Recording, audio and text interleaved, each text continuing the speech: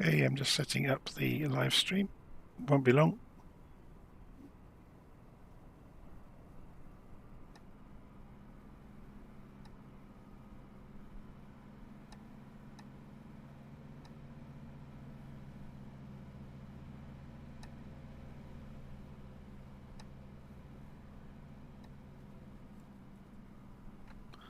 Okay.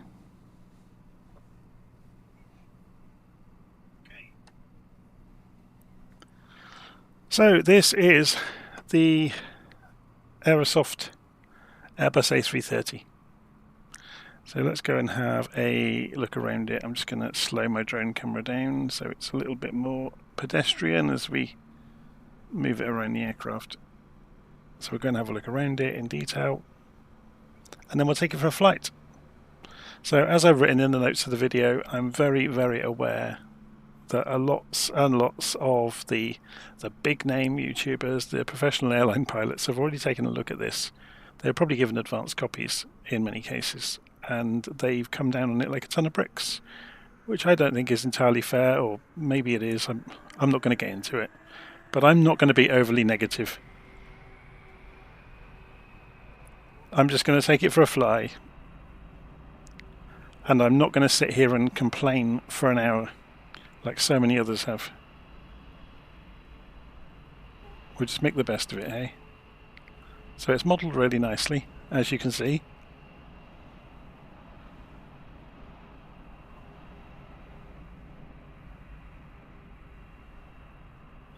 We're parked on the ground at Stansted. We're going to fly it over to Frankfurt.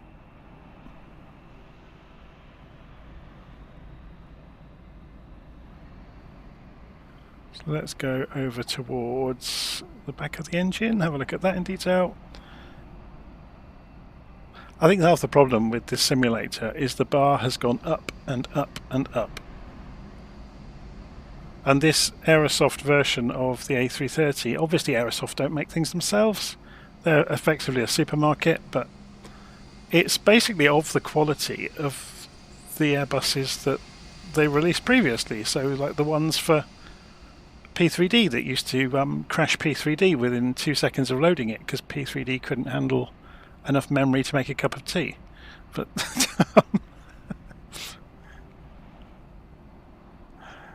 yeah, we'll go and have a look around it anyway.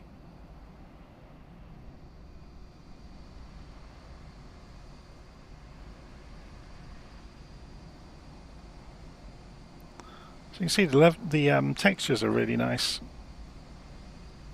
and the modelling of surfaces and logos is really good. So that Lufthansa logo looks great. Got the lump on the back of the aircraft where the internet is served from. So it's going to have a look at the undercarriage. That looks pretty good, doesn't it?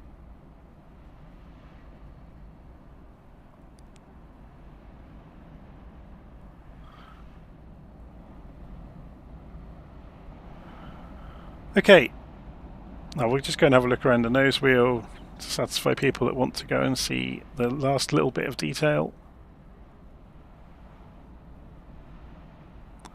Looks good to me. So as you can see, my crew outside the window have just got their civilian clothes on.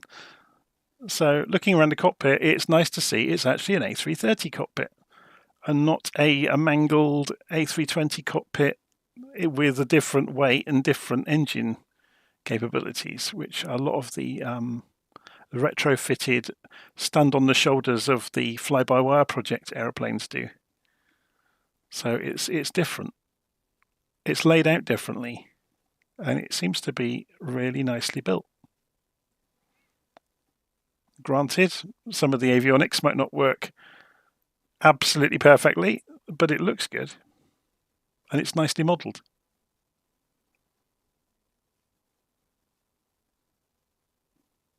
Okay, so let's have a look around behind, go through the door. I'm in the drone camera, which is why I'm able to fly through the walls. So we've got two different models. Look, there's an external and an internal.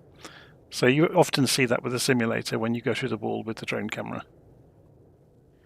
If we did this with the normal camera, it might look different. Anyway, let's go and cut back to our normal view of the aeroplane and have a look around it.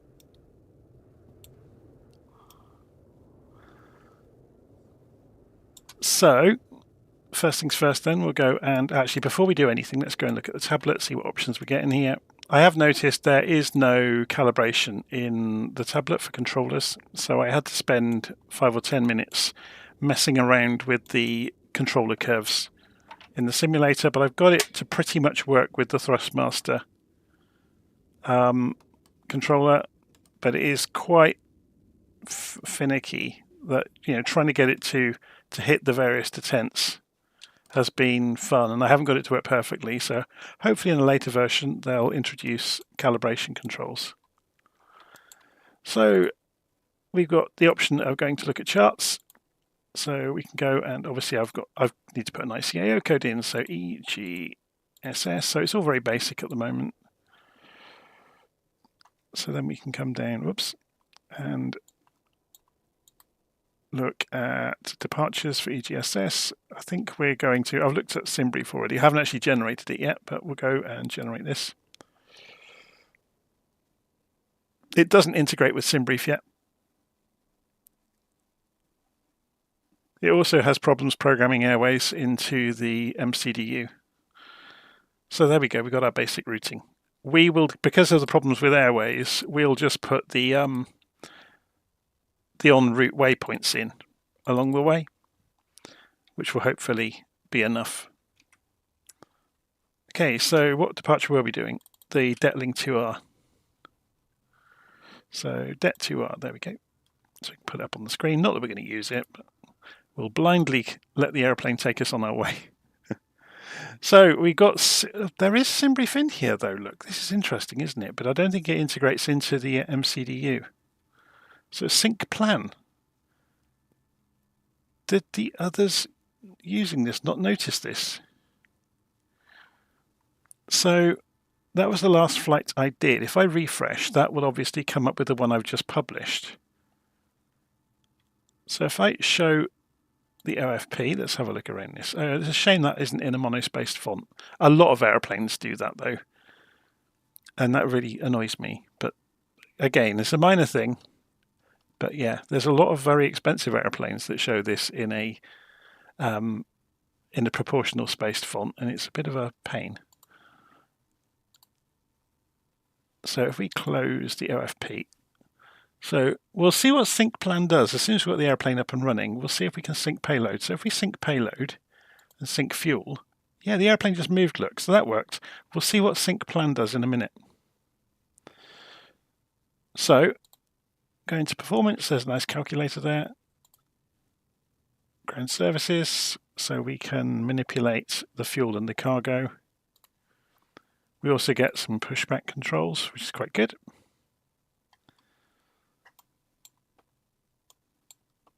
Okay, let's go and get this thing fired up, shall we? So battery's on. External power is available, so we'll go and switch it on. We'll go and put the nav lights on. And go and put seat belts and the smoking signs on already. We'll go and arm the emergency lights. Will it let us? Is that actually, no, it's inoperable by the look of it. Okay.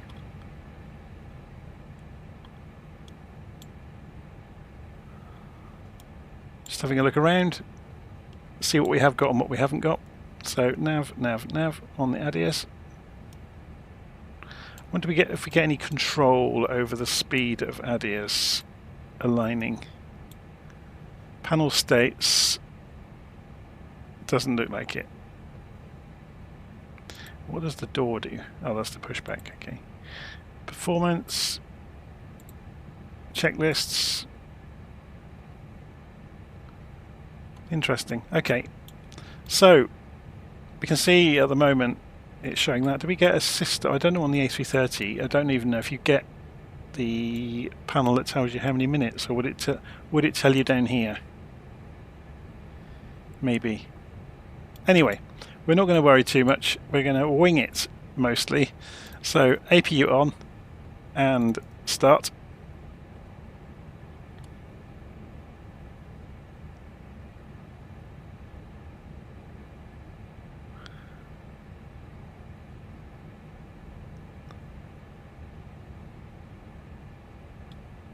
I'm just wondering what's going to work and what isn't. It's going to be quite fun, isn't it? So most of the stuff is on automatic, to be honest, so we shouldn't have to worry about too many things. APU bat, what does that do?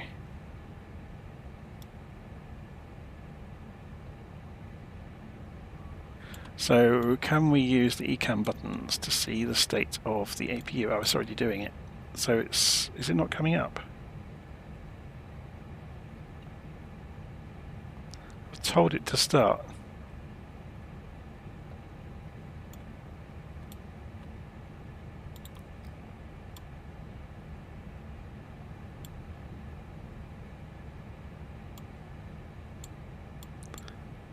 Okay, is this something I don't know about the aeroplane? Let's go and put all the fuel pumps on. Let's see what happens. Feed, that's inoperable.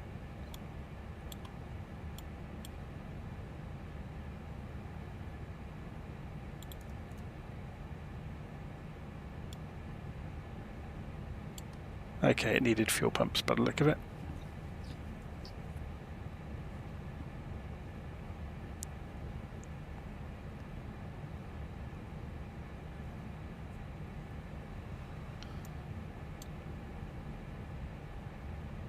Okay, so we now have an APU. So we should be able to then, it should have cross-fed automatically, so we should be able to disconnect the external power. I don't know if we have to disconnect anything in the tablet. I'm not sure if it's that clever.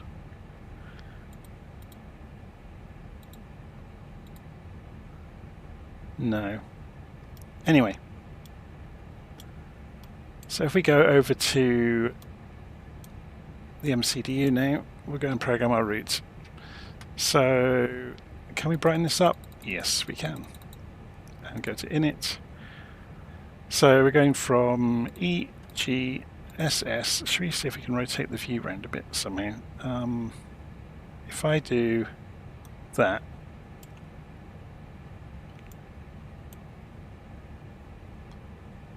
right, EGSS to EDDF,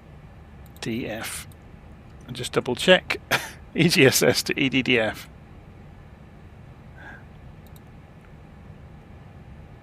And return. And what does the cost index say? 60. And flight level 390. Blimey, that's high. So this is all looking okay so far. Let's go sideways and see what it gives us in here. That's all fine. So, at the moment it's only got the basics in here. Let's go and see what this does then. So if we go into the route and say sync plan.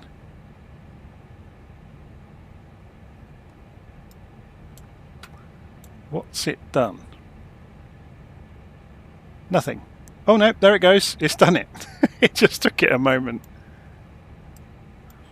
So that's D220A. This is the... Let's have a look. Does it go? Yeah, it goes up to Detling. So it's put the Detling standard instrument departure in. And it's put all of the waypoints along the route in.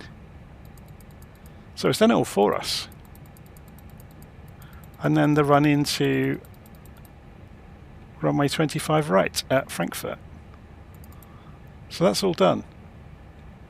That's not bad, is it? I know some people will have a fit because I cheated there and just I didn't. I have realised, I'd had a quick look at this before I started filming, or before I started the live stream. You can't put airways in. You can certainly go to the screen. So for example, if I went to Detling here and I went into airways, it would let me put in the via. So it would let me put the airway in from Detling. And then when I went to put a two-way point in, it seemed hit or miss whether it would have them or not. And again, it was hit or miss whether it had the airways as well. So yeah, there's bits and pieces that are not finished.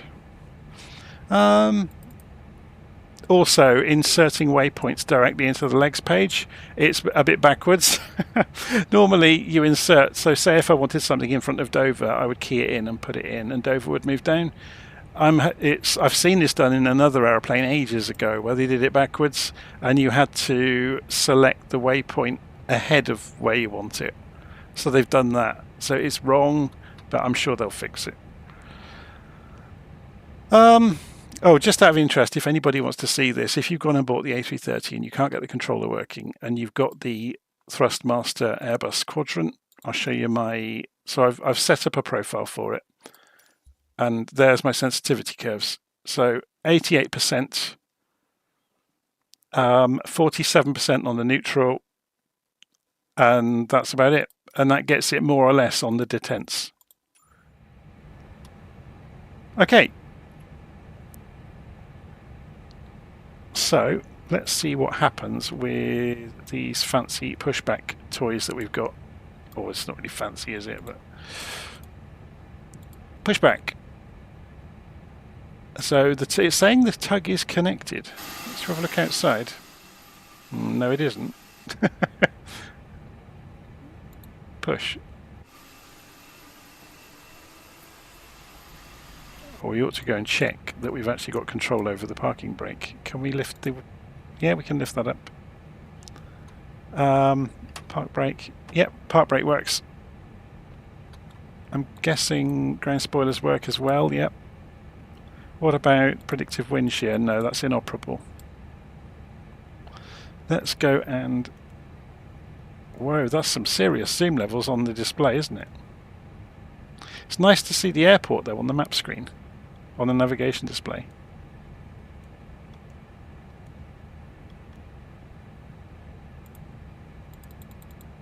So there's no brightness on the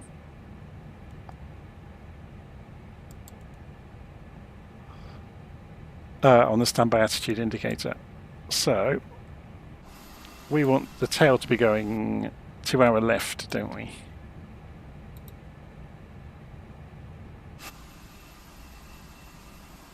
That didn't appear to do much.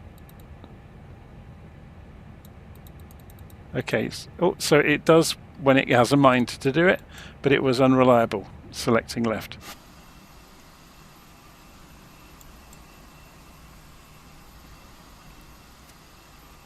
It's a huge big lump, isn't it?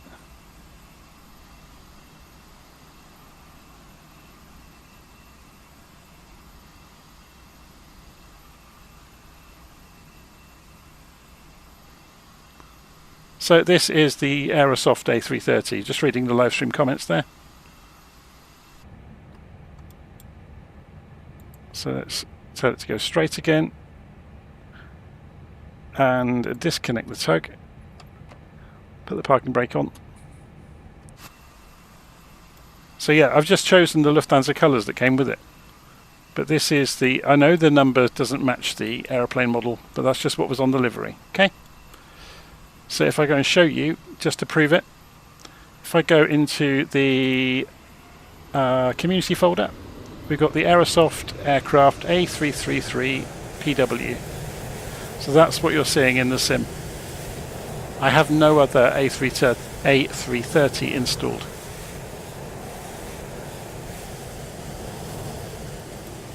Okay, I just chose this livery. Notice I've got reversers are busy trying to work. Obviously the engines aren't running yet. So the calibration is posing some problems.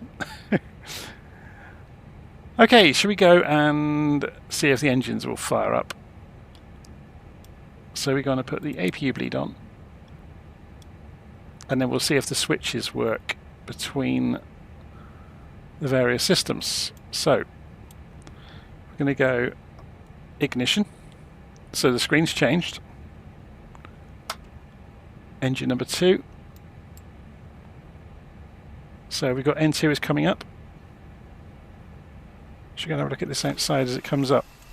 So engine number 2 is spinning up.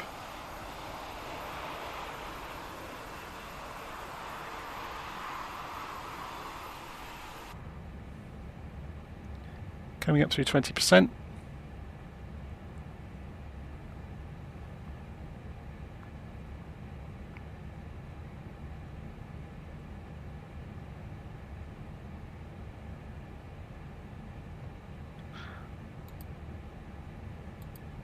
Okay, so let's go and have a look. Everyone seems to be thinking this is the other A330. I didn't think I had it installed, but we'll check.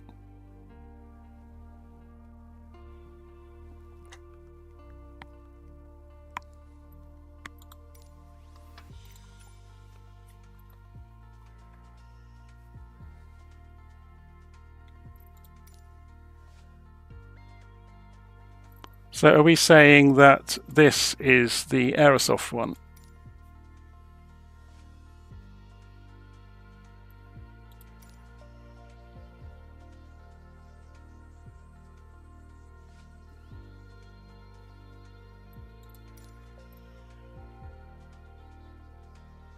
Okay. We'll pick a different cut. Which livery do we want then? Should we go with Air Berlin? That will do. And we'll put it on the same stand. And we'll have another look. So that's my mistake. I loaded the wrong one. All Airbuses work the same though, so it makes little difference. That's interesting though. If that was the LVFR Airbus, I'm surprised at how good it was.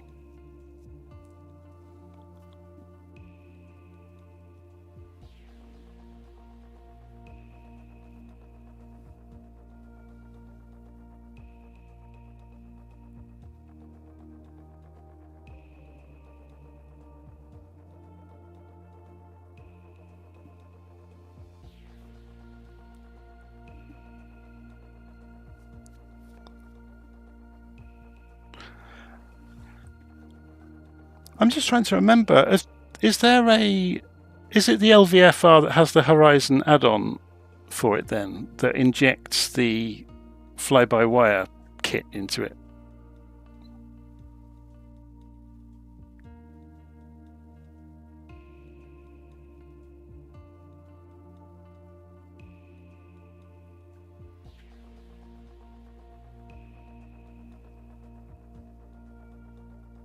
We're going to find out in a moment. We'll be able to compare them back to back, won't we?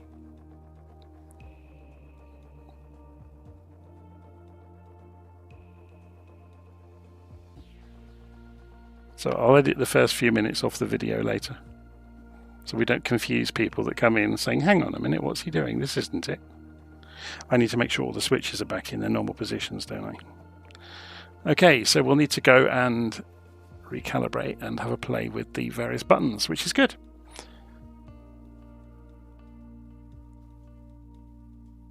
It'll be interesting, having looked around the LVFR version, to see how good the 3D model is on the Aerosoft one.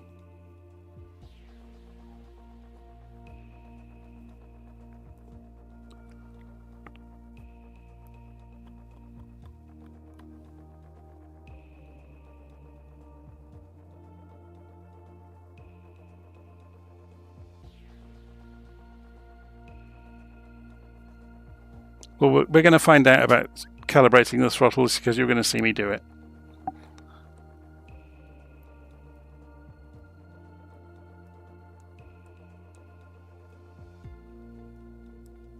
I think I can't remember now, it's months ago, but I think I bought the LVFR one on purpose just for the A330 upgrade kit that you can get from FlightSim.2.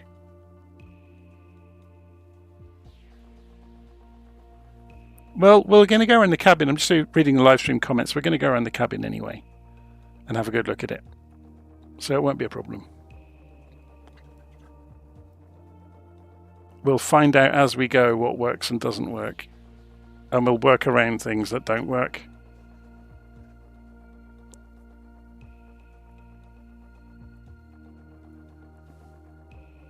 Should be quite entertaining. Come on, the sim's taking a while, isn't it? What's it doing? Oh, it's probably because it's the first load of the aeroplane.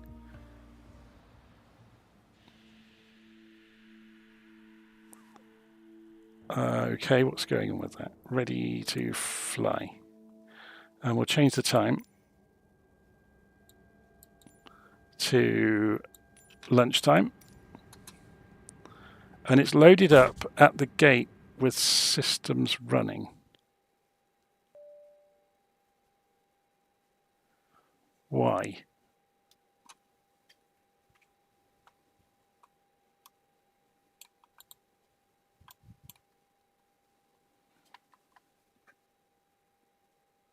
So we can fetch a flight plan from SimBrief.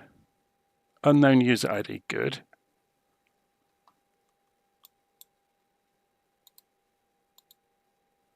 SimBrief user ID. Now, will it wants the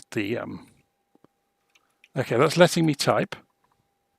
And it's doing the usual trick where key presses cause incorrect things to happen.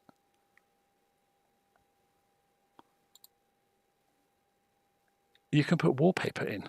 Oh my word. Tablet theme, dark. Chart theme, night. Virtual keyboard on. Reset charts login info. ATC quick reference. We'll leave that alone. So what do we get in the aircraft options? So synchronized altimeter calibration. IRS alignment type. Let's put it on instant. PFD rising runway. Use separate tiller axis. No. Takeoff automatic pitch trim. Disable first officer gauges. I guess that's for frame rate, isn't it? Hardware calibration. Here we go, look. So, first things first then, let's go into here before we do anything. And I'm going to reset the curves. Because they were obviously for the LVFR. I could rename this profile, but I'm not going to because the chances of me loading the other one are 0. So we'll put this on 0. We're just zeroing out the curves, so we've got a straight line on the throttle controller. Done. Apply. Go back. Resume. Custom throttle levers calibration. So before we do it, let's see what it looks like. Okay, we've got nothing at the moment. Always perform hardware lever calibration in virtual cockpit environment, never in an undocked window. Wonder why. So if we do this, are my throttles moving? No, they're not. So why is this? If we go into here, is it because we have to use the throttle 1 axis instead of 0 to 100, maybe? We'll try it on one throttle, L axis X, just to find out. L axis X, there it is. Validate. And we'll clear that one out. Validate. And apply, go back, resume. Now, is that moving? Yes, it is. Okay, so we need to do that for the other one as well. This is where you learn just how methodical I am.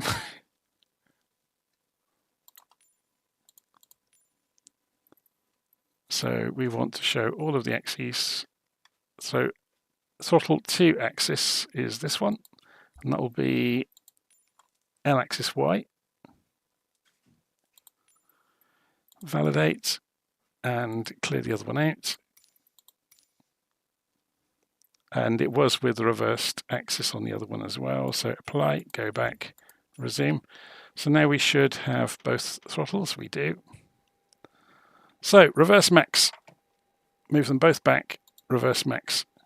Move them just short of the detents. And there's reverse idle. Move them up to idle.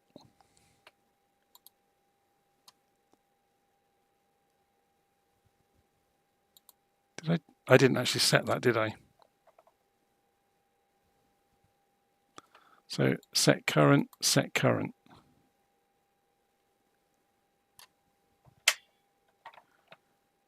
So reverse max, set current, idle, set current, climb, set current. It's interesting, it gives you quite a big margin on it. So flex, set current, toga, set current. What's the big problem with this? This is absolutely fine. Store. Okay, so then we go down to flap calibration. We'll just go and have a look and see what the flaps are going to do. Okay, the flap axis isn't working, but maybe that means we have to go set it up.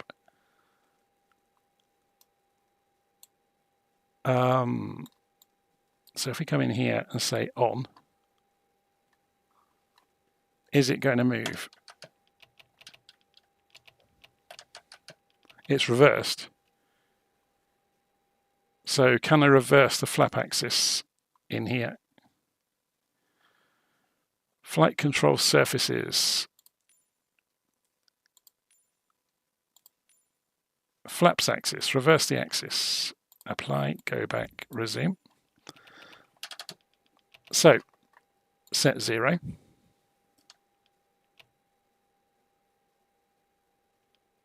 No, it was the other way around, wasn't it?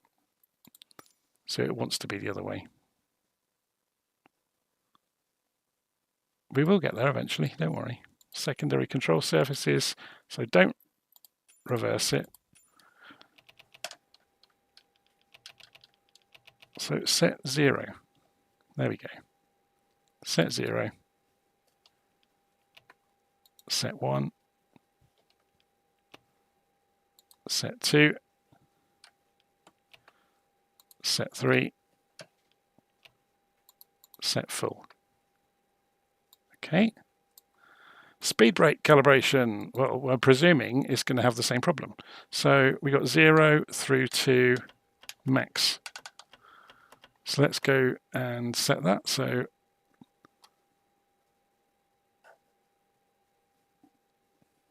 that's interesting.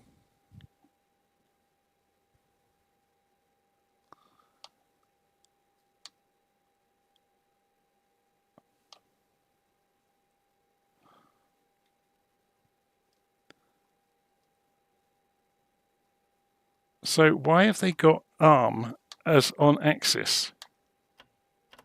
So that should be 0.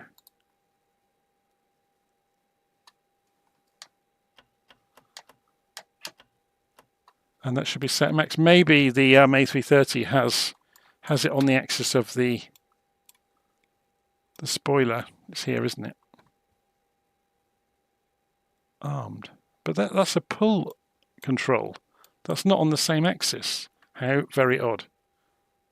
Let's see what we've got if we move this through.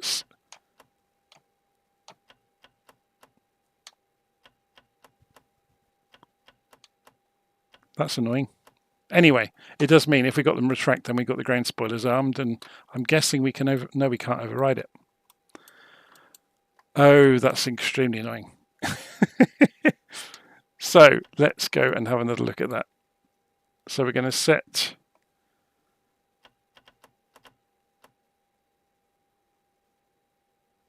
halfway onto the first notch as 0. Set that as arm.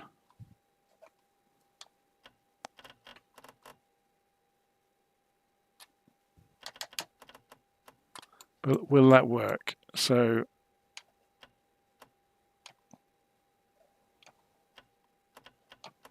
not really.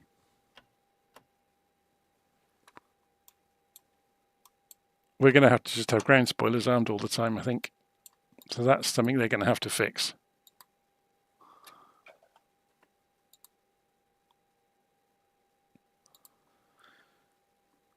Okay. So now we've put our ID in, can we fetch the OFP from SimBrief? And it's got the OFP. So although it That's not actually... Oh, this is quite good. This is better than the LVFR one.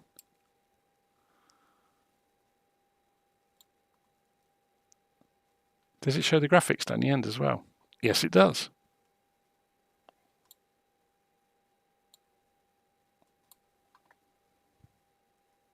Okay. So if we close that, that's not bad at all. So we can add charts from Navigraph, I'm guessing. Navdata or Navigraph, okay. So let me grab my phone and go and log in.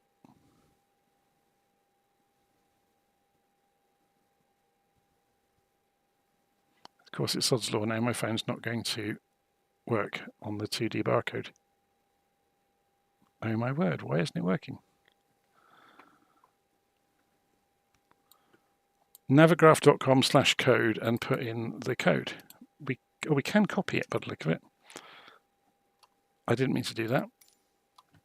I just had one more go with the camera. For some reason, my camera is not picking up that 2D barcode.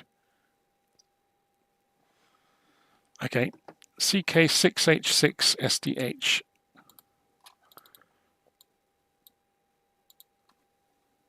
So Navigraph, .com/code. Sign in with Google. Me. CK6H6SDH. Approve.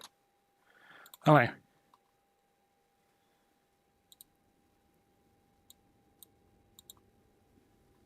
So I guess I can just put in whatever codes. Whoa. Okay, that's if you use the keyboard, it's going to influence the views around the aeroplane, which is a bit of a shame. But so you can go and pull in whichever ones. This is quite a nice interface. So it's the Detling 2R, wasn't it? We were going to do. That's actually quite a nice interface. Okay, everybody wants to see the cockpit. I don't see anything massively wrong with this, except these are all in nav by default. Let's go and power things up, shall we? So if I go F and pull ourselves around, it wasn't cold and dark, was it?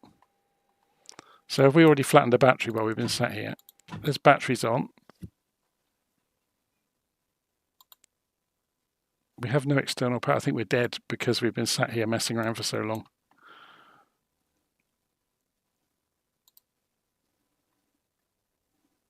Can we do anything in here about changing the state?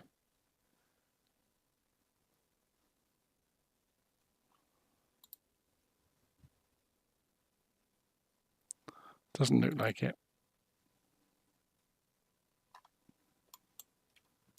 So are we absolutely dead in the water? Do we have to go via the simulator to get ground power?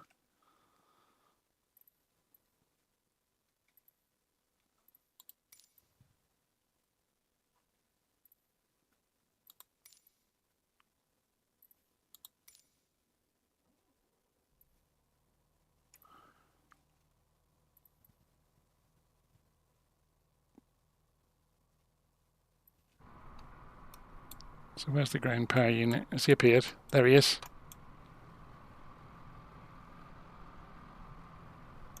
So have they integrated it? Why is that door open?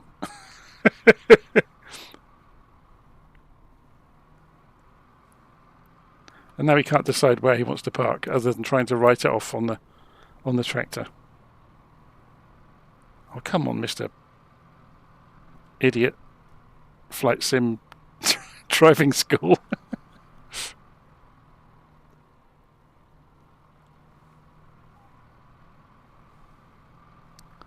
Hang on, I just need to write this aircraft off and make it completely unserviceable while I attempt to park.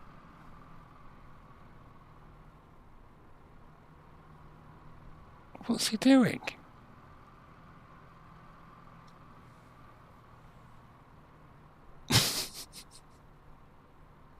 Oh, no. Is he decided that's a good place now? After doing a donut just underneath the nose of the aircraft. Okay, so we've got external power now. Only have one system by the look of it. So if we turn that on,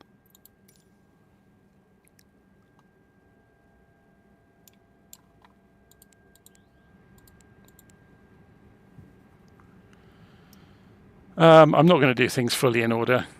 So crew supply seems to work. The buttons and everything look really nice.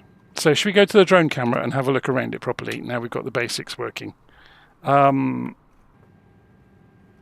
So, insert. Okay, the drone camera's not working. That will be because of me pressing buttons, probably. Drone speed, rotation speed, free camera, camera drone. And it's still not working. Great. So we won't be using the drone camera. Flight Simulator has decided it's had enough of the drone camera for tonight, so we'll be using the normal views. But these buttons all look nicely modelled. I don't see the problem with this.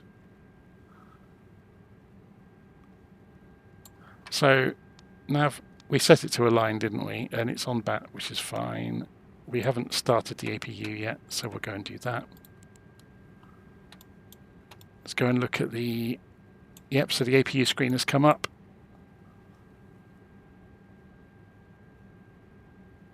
Give it a few seconds and see if it fires up. Flap open. This all looks good. Let's go and have a look outside. You can see heat coming out.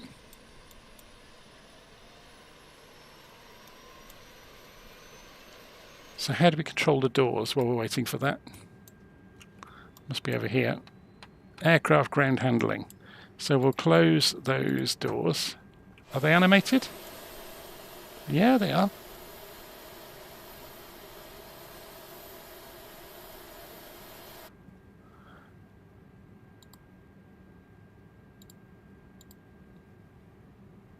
Leave the GPU on for the moment.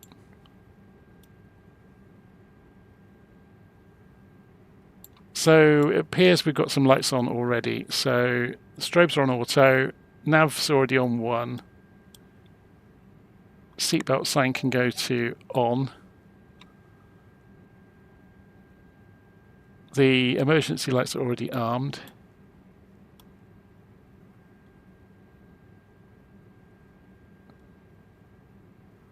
Just having a quick scan around to see what it's actually got up here that's any different. So in terms of layout, so it's got all the switches in the right places. Do they work? Yep, that works. The navigation display one works as well. Do the engineering screens work? Yes, they work. So in terms of that flight plan then, so if we go select desired system, FM1, wait for system response, clear out the, so then we can go into init and we can say where we're going from and to. We can do an init request, but I'm guessing that requires a file, doesn't it? So if we go EGSS, it'll be good to see what's implemented in terms of programming things.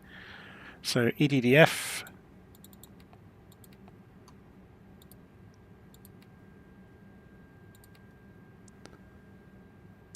passenger number. Oh, interesting. We've got a number of passengers. Where is that on the... Does it say on the first page? It's usually on the payload, isn't it? Oh, I'm looking for this. So if we scroll down, there's the fuel. Does that have baggage on it now? This isn't going to tell us, is it? Not easily.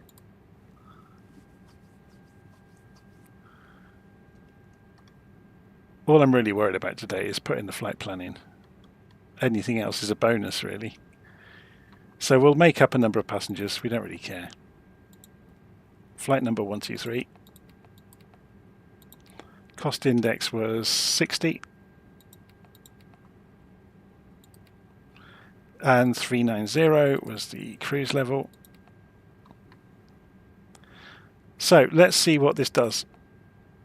Uplink insert, invalid flight plan uplink. Yeah, that's because I haven't put a file in the right place then, that's fine. So if we go sideways, can it calculate zero fuel weight for us? No, we have to put it in. Has it got it on the tablet? Or do we have to get it from the SimBrief load sheet?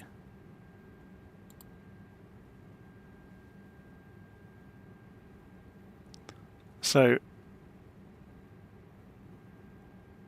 there's the fuel planning. Zero fuel. 170,000. Hang on a second. Maximum estimated. 153, 153. I wonder how accurate that is. Should we find out what the default views are? So that's 1, 2, 3. Control 3 will get us there then. 4, 5, 6, 7, 8. 8 gets us the tablet. Control 3 then. 153, wasn't it? 0.1. And what was the center of gravity? I guess this won't tell you it, will it?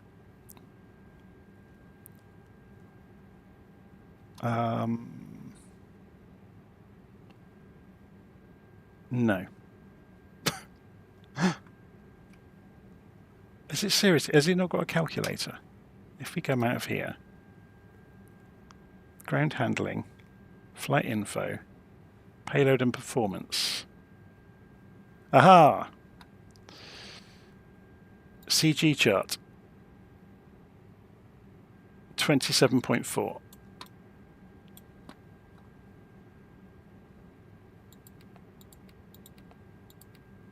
Let's see what it said the zero fuel weight was according to this then. So overview. This has got passengers on it as well, won't it? Economy 140.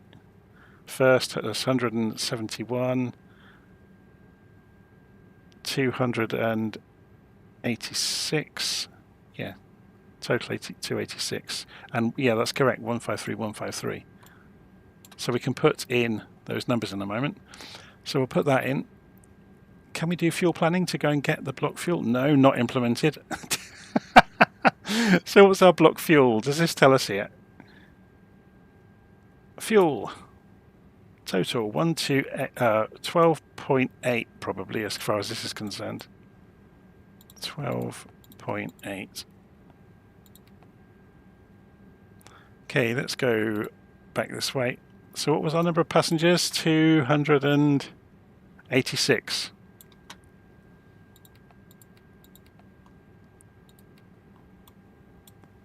Not that it really matters. It's just for interest's sake, isn't it? So performance. Did we get a performance calculator on the... Yeah, we do. So runway. Oh, I see. We have to put the code in. EGSS. Whoa. You have to use the keypad. Otherwise, it affects the view of the aeroplane. So EGSS, that loads the runways in. So we're taking off runway 22. QNH is going to be... what's the quickest way of finding that out? Probably little nav map at the moment. We could probably find out in the aeroplane as well.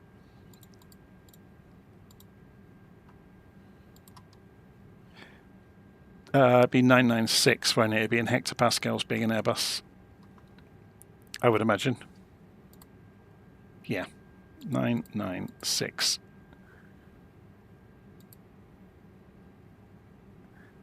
Ah, but we can download this. Interesting. So we could get this from SimBrief.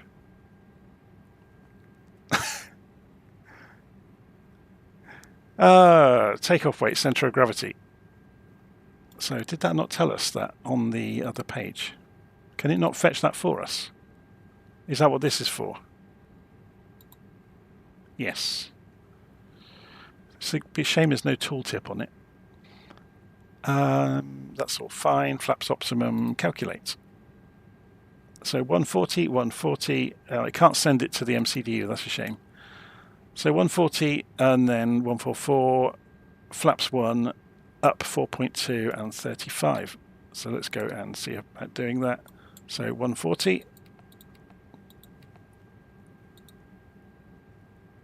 140, 144. Flaps were 1/up. Now what was it? My memory is shocking today.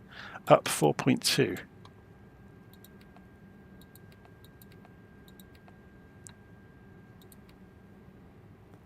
And flex temp was 35. I apologise for the terrible camera work. If we go control 3, wasn't it? Yeah. So next phase, climb we'll leave alone. Next phase, cruise we'll leave alone. Next phase, descent we'll leave alone. And approach, it asks for the usual stuff. We'll wait until we're in the air to do that. So if we go and look at the flight plan, then we have to go and program this. So it'd be interesting to see how well this works then. So departure, runway 22, Detling 2R, and insert. Well, that worked. And that works better than the other one that we looked at. Coming into Frankfurt, we're doing the IMCO 1B into 25 right. So ILS 25. And we want the Zulu really, it's a bit longer usually, isn't it? And IMCO 1B, there it was. And insert. And we can clear the message out about the takeoff data.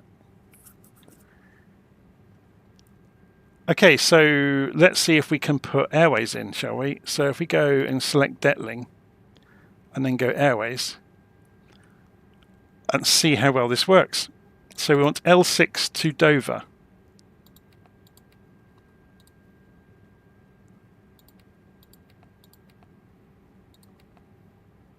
This is working. UL9 to Conan. UL9 to Conan.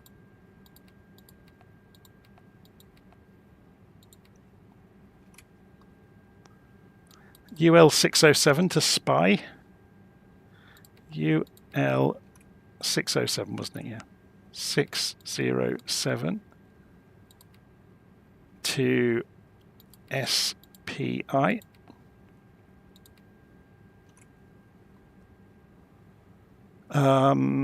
And T180 to Tobop.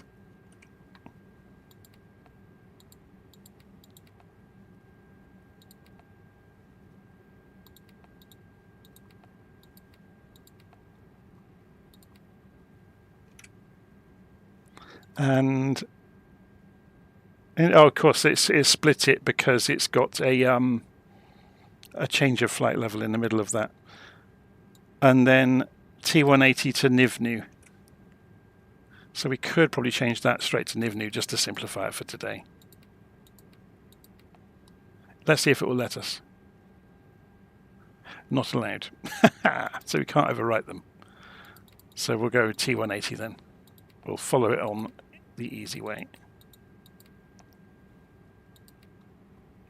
To Nivnu, wasn't it? Just double check that. Nivnu. And then T847 to IMCOM, which is the beginning of... Interesting. Can we not put more than one page in? So we'll insert what we've got so far. We'll just work around it. So there's Nivnu. Then we've got the discontinuity. So to be honest, that's a straight line between there. So we can clear the discontinuity out and it's going to make no odds. And it's going to do, yeah, it's doing the VNAV calculations for us.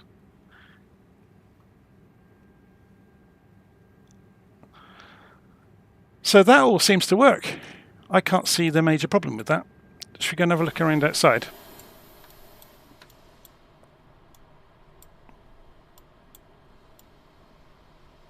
If I could figure out what was wrong with the drone camera, I would be moving the drone camera around for you. Usually it works on the Xbox controller, but for some reason it is not. So let's go to external, showcase, drone, free camera, camera drone.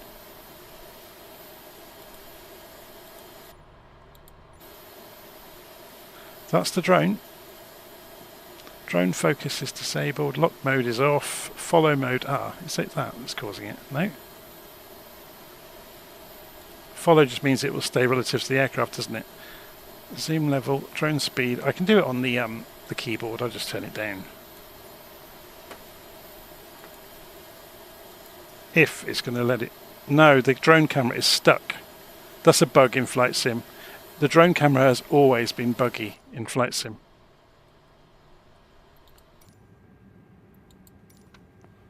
But I can show you from the outside view here. Oops, if there wasn't some scenery in the way.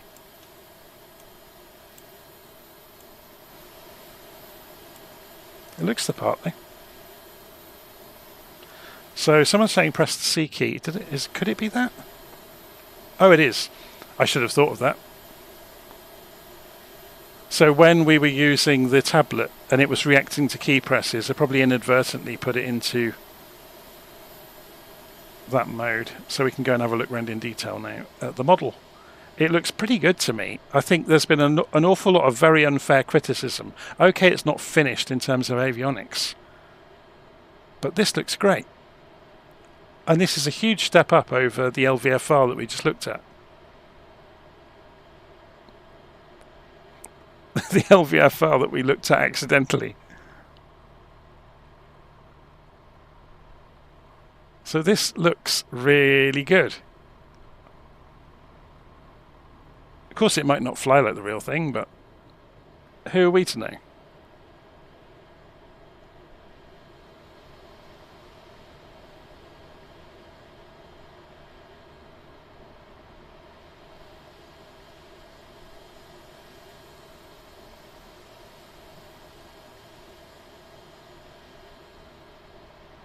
Let's go and have a look at some of the textures.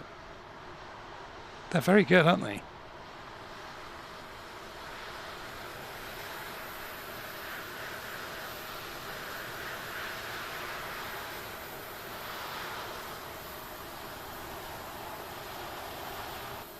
And this is a much higher quality model than the LVFR. I mean, just the quality of the way that's knitted onto the fuselage is massively better. And you can see the patterning of the screws in the fuselage.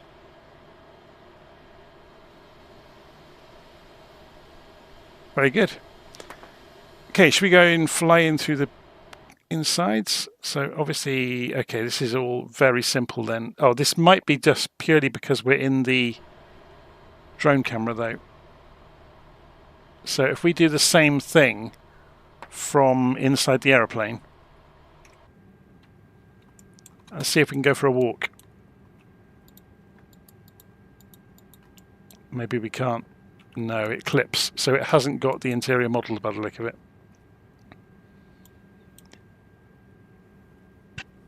Okay, should we go and get the engines fired up? So, APU on, or APU bleed on I should say. We'll go and take the external power away now, which I'm guessing we have to find back down in here, don't we? So, let's come back out of here, take the GPU away. Or does that only indicate that it's connected? I guess we have to go via the ATC panel, don't we? Request power supply end. And he's driving away. So that should correspond then with, yeah, the GPU is now not lit up, which is fine. So we've got the airplane running on the APU. The APU bleed is on. Systems all look good. We've already put the fuel pumps on some time ago while we were playing around with things. So let's see if the controls are all knitted up. So there's the ignition. screen has changed. So let's start engine number... Oh, actually, before we do anything, I'm going to move the control surfaces back. Okay. Start engine number 2.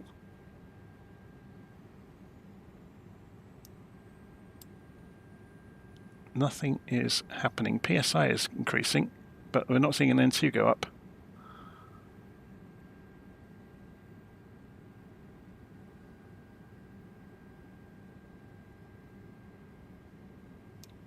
Why is there no N2 increase?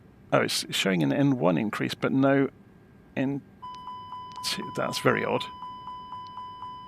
Oh, I know why. The throttles are not in the right position.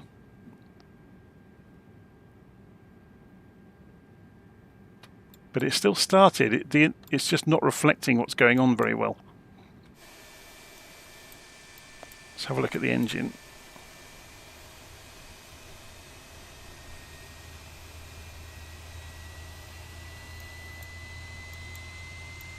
So it is spinning up. That was my own fault. But N2 is still only showing 0.2, which is odd.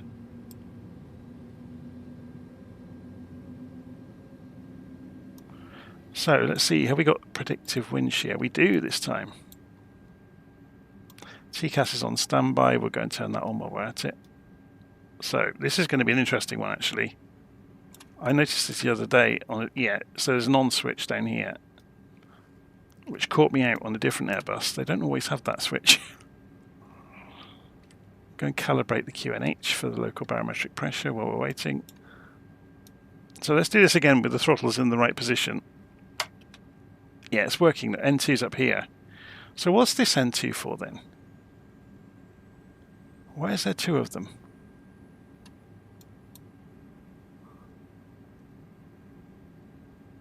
And why did they change the layout?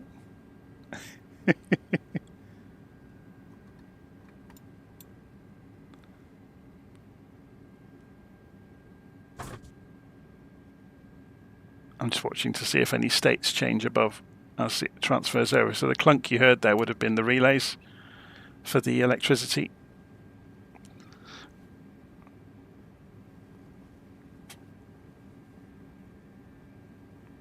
So I noticed, yeah, there are no... Oh, maybe there are curves on this. Can we zoom in a bit?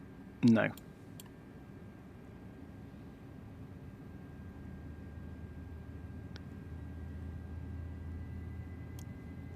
So let's go and have a look at the FGCP and go and set it. So if we go and have a play with this and take it straight out to our cruise altitude and see what it does.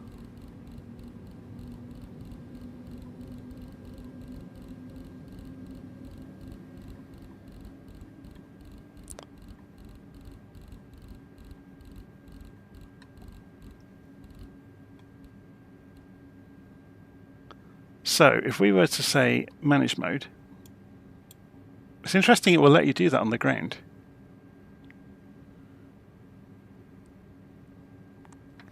So the target has appeared over there. We've got a managed speed selected.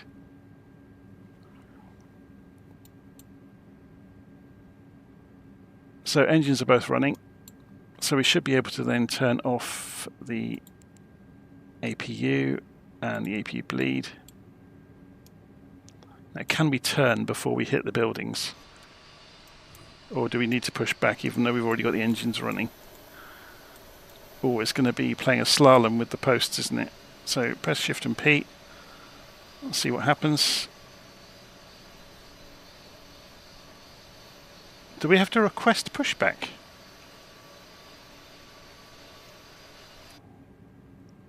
That's interesting. Or do we have to do it through the tablet, maybe? Maybe you have to do it through here. Oh, this is clever. Does this mean we can do a manual or auto? Backwards, start push.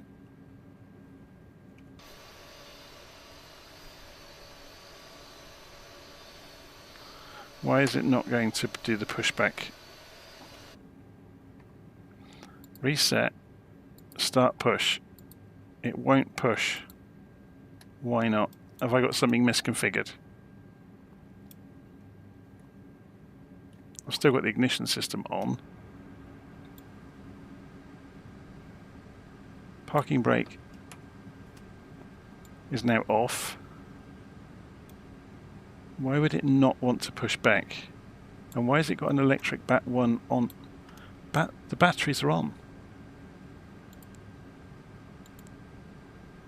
Well, they were on.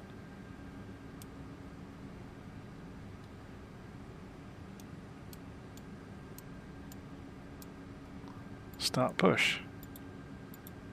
Okay, that's a bug, isn't it? Oh, maybe chocks. Yes, good shout from the live stream chat. So, no, we've got no chocks. Ah, but that's indicating it's not saying that they are there or not. Have we got chocks on the aeroplane? No. So there are no chocks. So why would it not push back? But we are creeping. Which is an Airbus trait. They will creep. Okay, if we can't get it to push back, we're just going to go through the scenery.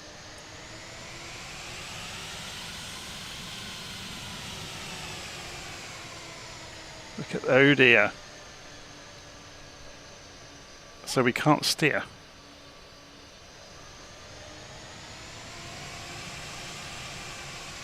Well, if we go more than about a mile an hour, it steers. It won't steer. Okay, so yeah, we've hit a problem with the aeroplane then. So let's go and put the brake on and see if we can do Shift P again. It really will not listen to Shift P at all. So what we're going to do is cheat.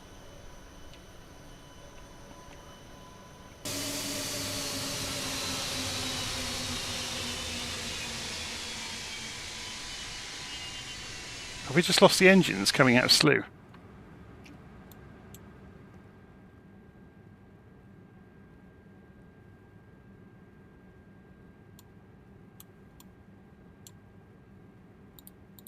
I think we might have done.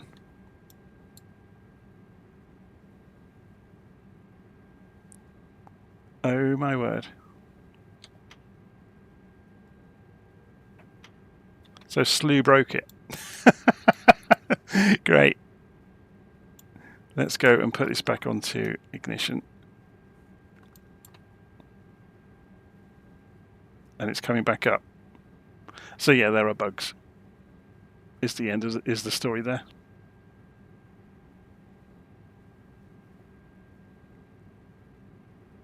The engines are coming back up slowly. While we're here, we'll go and put the tack flaps to... Oh, the sound's broken as well.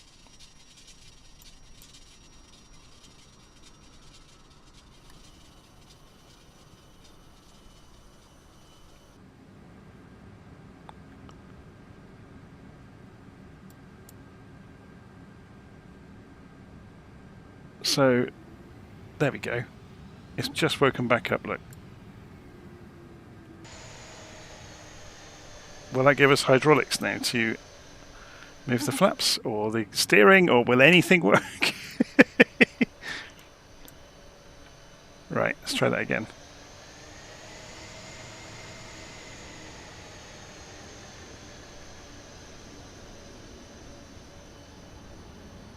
Yeah, the nose wheel steering is a bit... If you steer too much, look, it just doesn't do anything. Or the animation doesn't match what's going on with the aeroplane. If we can't see what's going on, we can steer pretty much fine.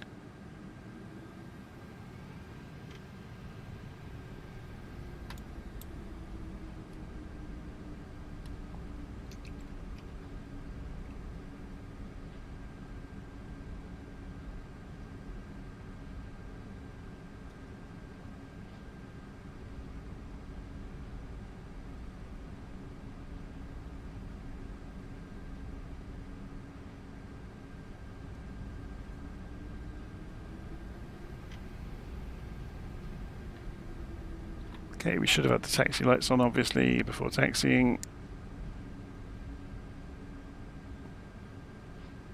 Beacon light would have come on with the engines if we hadn't had a palaver of messing around with the engines for 10 minutes.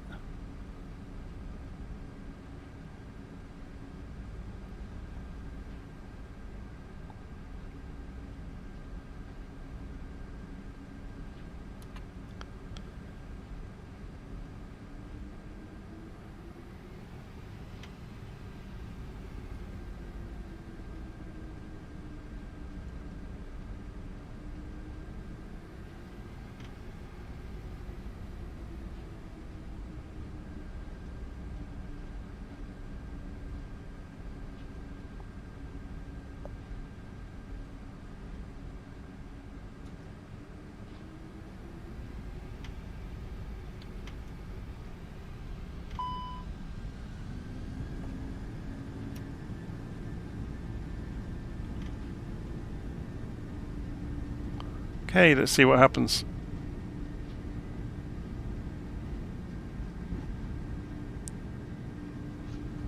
So it's accelerating well enough. I haven't got any V-speeds, have I? That's a little bit interesting.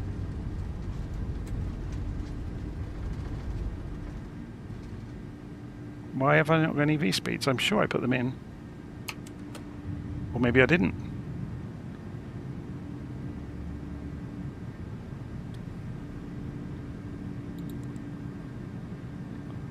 Okay. Oh, that did light up. It just is extremely dim. So is there a light under here to... No, the lights are just extremely dim on the autopilot, like too dim.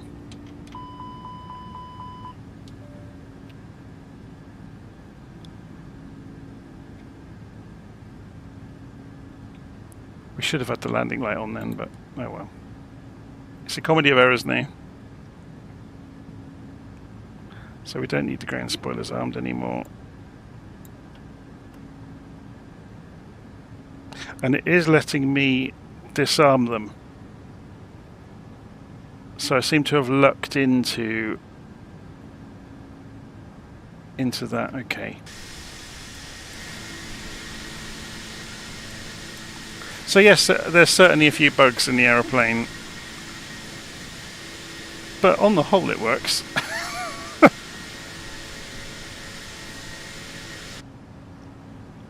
Whoa, that's a stream and a half across the sky, isn't it? So it's holding 250 knots, climbing about 30 or 3,000 feet a minute. Just it's leveling down a little bit now.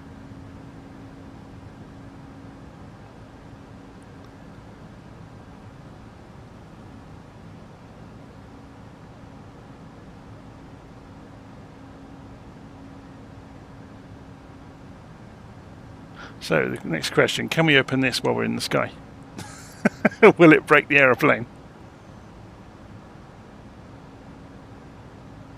So yeah, I'm obviously not tracing the LNAV to see how accurately it does everything.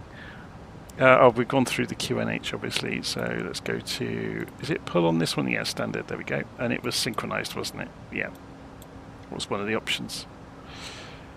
Yeah, obviously I'm not tracking it in the same way that a real airline pilot would, to see, you know, what decisions it's making in terms of the VNAV profile or anything like that.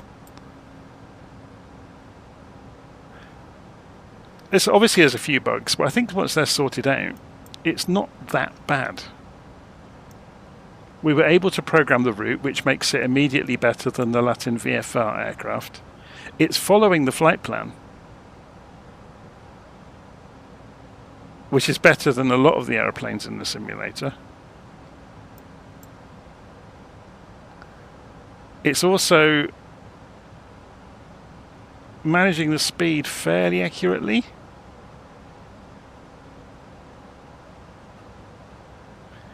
So we came through 10,000 feet a little while ago, didn't we? So that can come back off. The nose light can come off. Ooh, what does this do? Oh, it's a shame that that's not draggable, it's in incremented steps. It's still interesting that it's there. So did they do away with the binnacle compass in the A330? I'm guessing they did. There used to be a big one that you could pull down in the A320, didn't there? It's in here, look, it's hidden in the... So where's the pilot eye position lined up? So this is where we should be sitting then. So if we go sideways... Oh no! Where's the other ball? Oh, it's there, it's just very dim. So if we line ourselves up and look for it, it should be behind that one.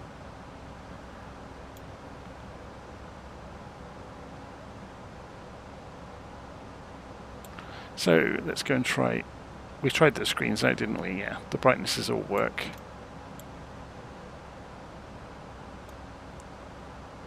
So, do we get an ATSU menu at all? No. Oh, we do, sorry. So what can we do in here? Nothing by the look of it. AOC, is it going to work? Not implemented. What about ATC? Not implemented. Okay. To be honest, all I end up using the ATSU menu for is printing stuff out on the aeroplane, so I've got a printer. Just for a bit of fun. Can we use this MCDU? I'm guessing not.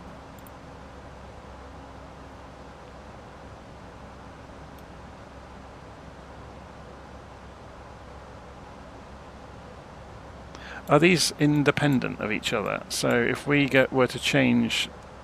Yeah, so the navigation displays are independent, which is good. So can we do a gross check of the flight plan with it? So if we went to plan mode and zoom out a bit, say 80 miles, and then can we go and skip up and down through the legs page? Yeah, that works.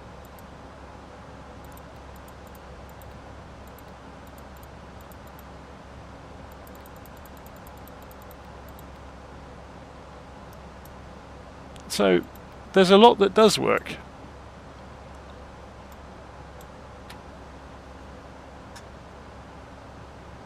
Can we pull up? Has it got weather radar? It's usually down here, isn't it? So it's on auto. System number 2, I guess, or does it matter? System number 1. Will that draw some clouds? We've got an aeroplane showing up. That's just disappeared. It was probably an AI plane, but I'm just wondering if any of this cloud would show up. Auto, tilt, 0, gain. I'm not sure it makes much difference to the simulator. I just wondered if it would draw anything. Out-of-tank transfer is going on. So we are... Now this is interesting, look. Detling, 5,000. Although we were in managed climb, weren't we? So it paid no attention.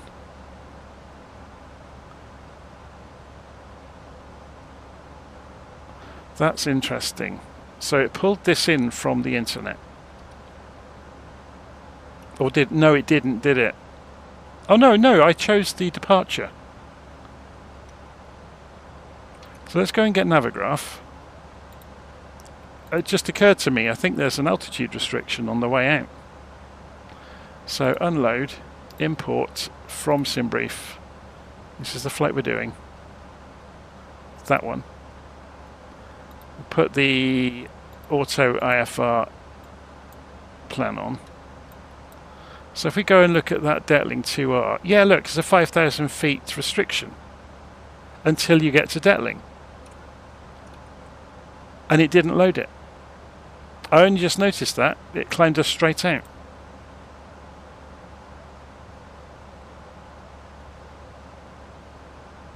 So when it loaded the... when it loaded the standard instrument departure into the McDo, it didn't bring in the altitude data.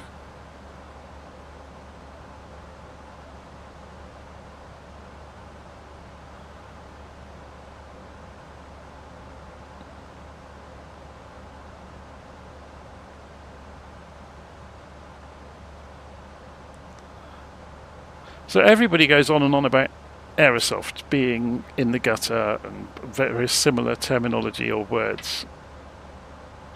Most of these studios, if you want to call them that, are supermarkets, and they are selling things developed by other companies who don't have a marketing department. So Aerosoft for a very long time have been not much more than a marketing department. And Asobo are the same way. They've built very few aeroplanes themselves. They farm it out to other companies who don't have a marketing arm. So a classic would be Black Square, who sell through various. It was a one-man band. I now understand he's working with several other people, but it's normal that these shop fronts on the internet, they are not the developers.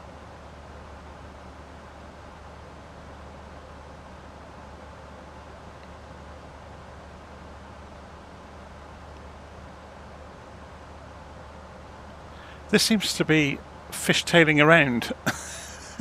It's not following the route, which is quite amusing, really.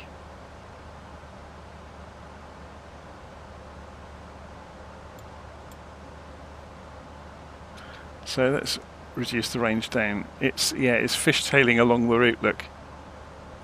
So what are your options in the sim if you want to go and fly an A330? If you open a browser and go to flightsim.2 and you type in A330, and you will find the headwind.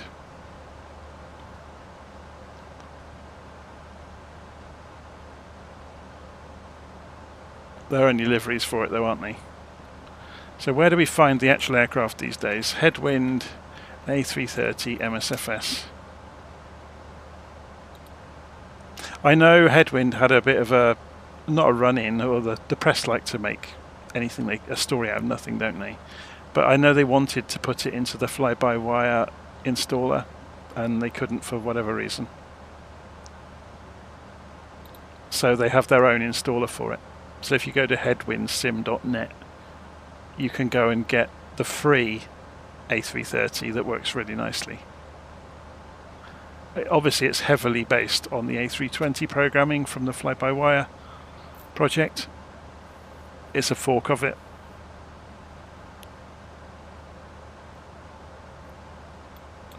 But this is 1.0. This hasn't got an army of developers working on it, or I say army, a dedicated group of developers working on it for nothing.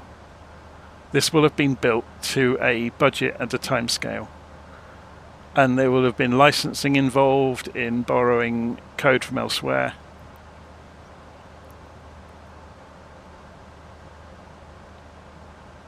As soon as you go the commercial route, it gets incredibly complicated very quickly.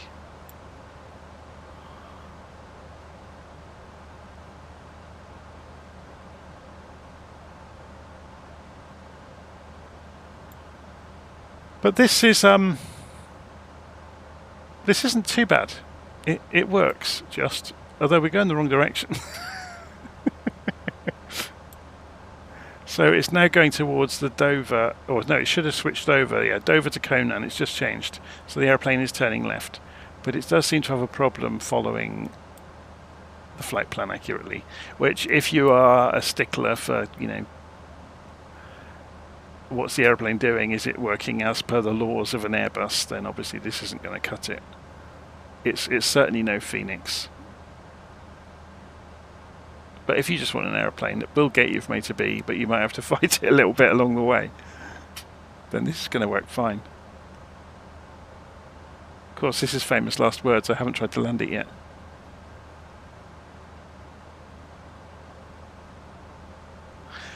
So someone's asking, is the weather radar working? I went and turned on the weather radar down here. I put it onto system number 1, and it's on auto at the moment, and it didn't do anything. So we could try again. If we go and put it on system number 2, maybe. Nothing has come up on the screen. Do we have to? Is there a WX button? There isn't, is there? Do the constraints work, by the way? Although we haven't got any, have we? That's a real shame that the lights are so dim. I thought that was one of these knobs that did that. That one does the backlight of that of the displays. Is it not that one? Or is it one of the ones back here? Have they moved it in the A330 maybe? There's the flood.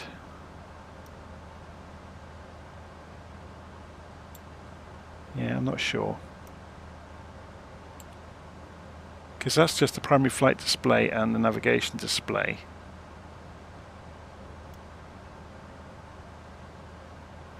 Should we have a look at the what they've given us in the display here? So if we zoom this out, oh, the map's nice, and it rotates it, which isn't so great.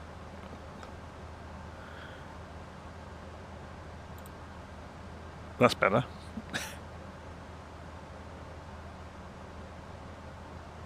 So if we were to zoom out, can we drag the map? Yes, we can. And there you can see Frankfurt and the approach in over there.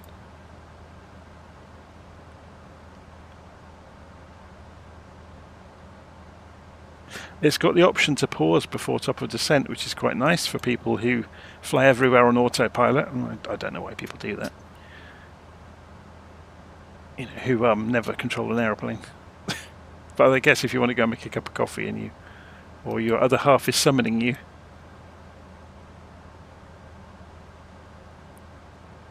I wonder what load state does. I'm not going to press it. I do like the charts interface. This is really lovely.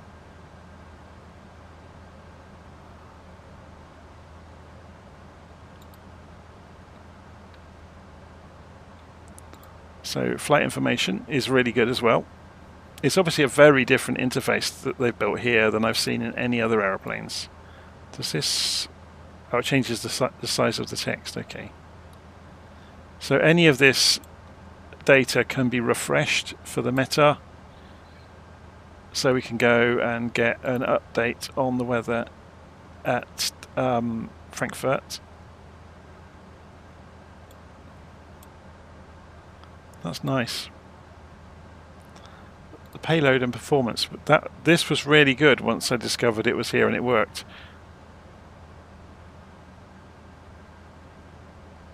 We haven't got much in the way of fuel, have we, to get to Frankfurt? Doesn't need much, I guess. This thing can fly halfway around the world, can't it? This is a hop, skip and a jump for it compared to what it can normally do. Very good. So, did I not put the V-speeds in earlier? Oh, we can't get back to that phase, can we? No, I didn't transfer them in. That's why they didn't appear. It's calculated them, but yeah, I guess it won't let it happen now anyway. Oh, did we not just... we didn't confirm it. Okay. That's why we didn't get the markers on the indicated airspeed ribbon.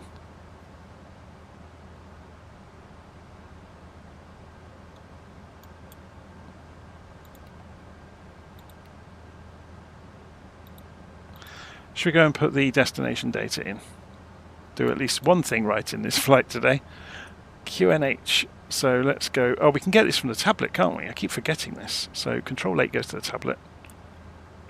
And we can go back to the information. So QNH is 1002. So Control 3 comes back over here.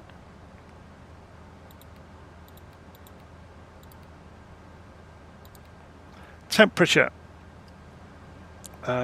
Control 8 is back over here. 14 centigrade. So Control 3 comes back over here. So 14. And the wind 120. Oh, sorry, yeah, 125 knots. 120/05. Whoa, what happened there?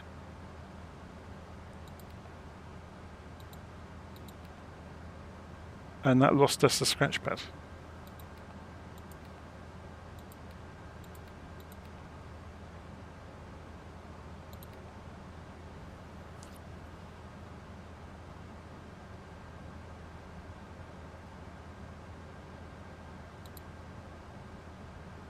Okay. Are we at cruise altitude now? Yeah, we are. It's still, yeah, it's not able to follow a route. It fishtails all over the place. If we increase the range,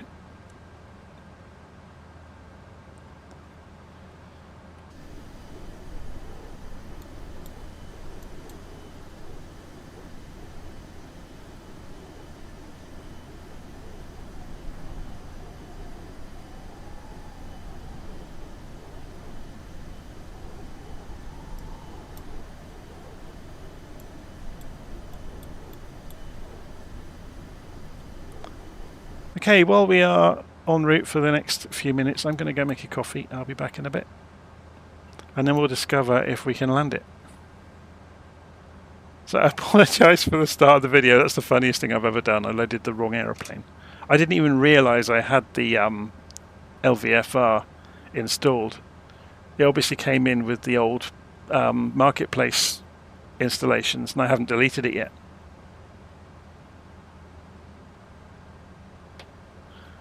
I wouldn't say it's rubbish. It just needs some bits and pieces fixed on it.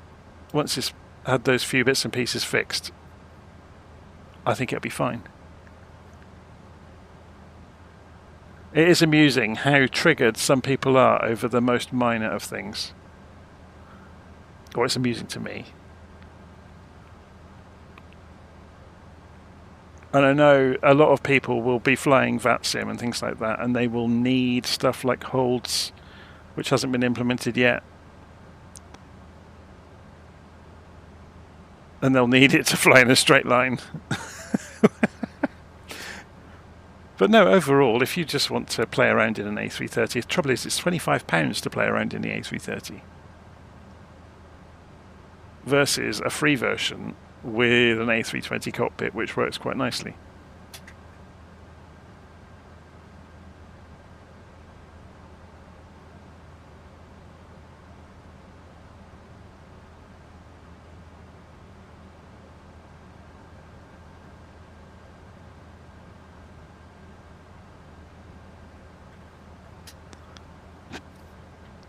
So I'm just reading the live stream comments with a smile on my face about people that think you can just go and grab the code to go and make your own A380.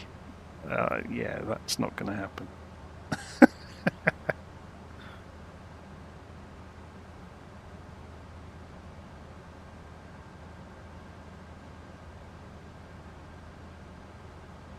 So full disclosure, I'm a software developer.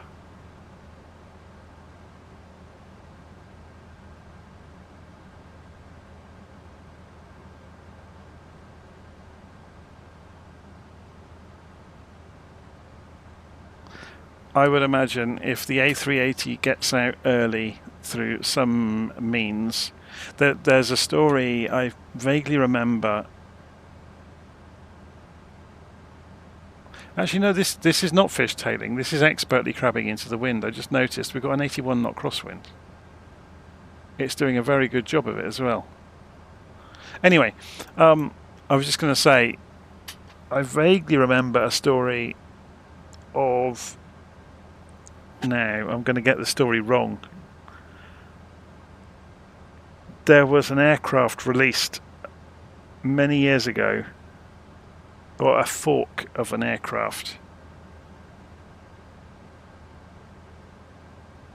where the people that made the fork of the aircraft actually got into a court fight with the team of developers that originally wrote it, because they forked it and then tried to turn it into a commercial product.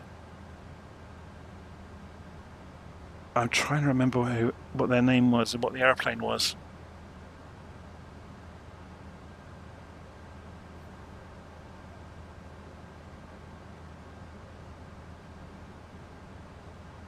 It wasn't since Flight Simulator has been out, it was from before that, in the P3D days.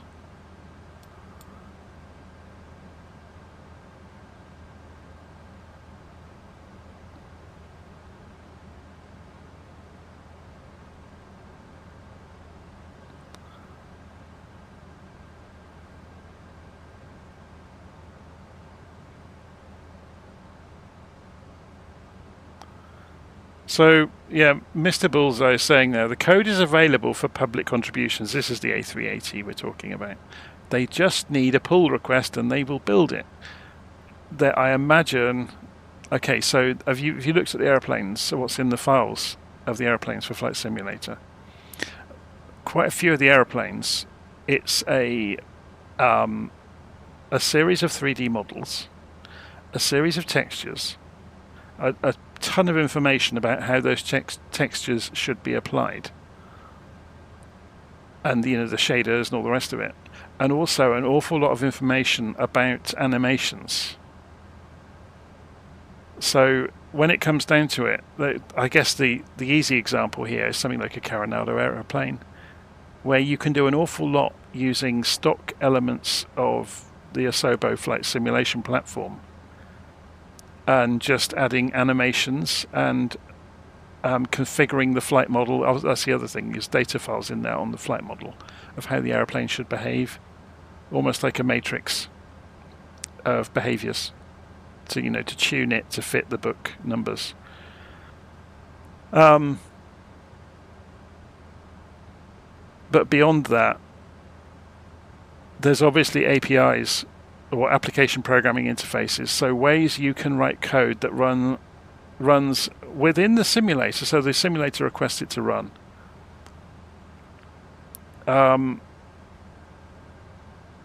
So that code is essentially running elements of the aircraft. So the classic example of that would be the glass screens.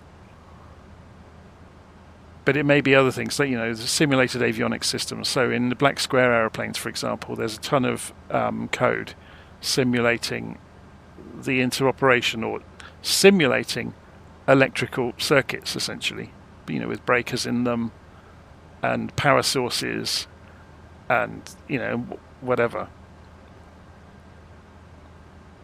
So the build isn't quite what you might imagine. It's more a packaging issue than a build issue. Obviously, the bits that are bespoke code will need to be compiled, but then there's a whole chunk of it that it's actually a packaging exercise. Just to give you an example, I'm working on a project this week at work that is an integration between lots of other things. And there's somewhere in the region of 20,000 or 25, it might be more than that actually. I think, it might be up around the 50,000 lines of code. And that's just the scripting to set it up. That isn't the actual stuff that runs. There's like tens of thousands of lines of script to configure and set up the system. So I imagine the packaging exercise to make one of these complicated airplanes is quite something.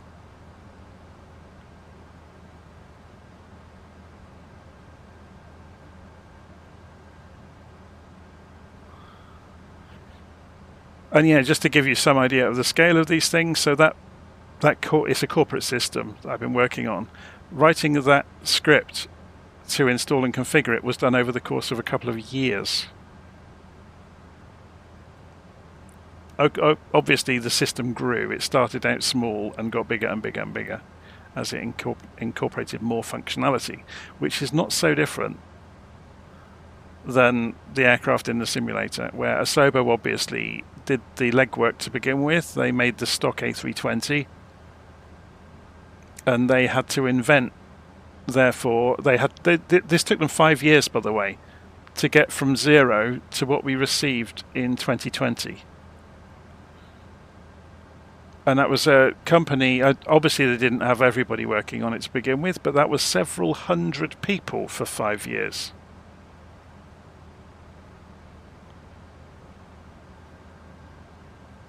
And they've obviously grown since then.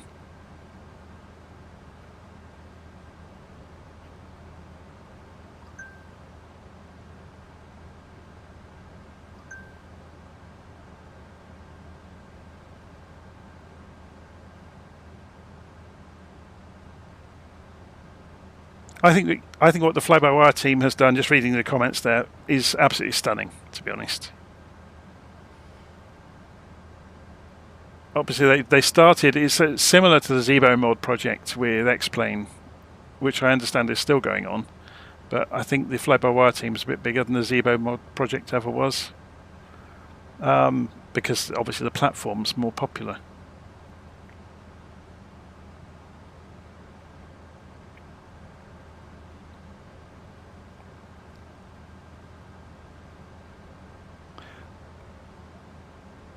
But what was I going to say? The Zebo mod project, the 737 in X-Plane, they started off with the base 737 that came with the sim, and they slowly but surely refactored it to include all the functionality that was missing, or to improve or replace the existing functionality. And again, it took several years, and it's still ongoing.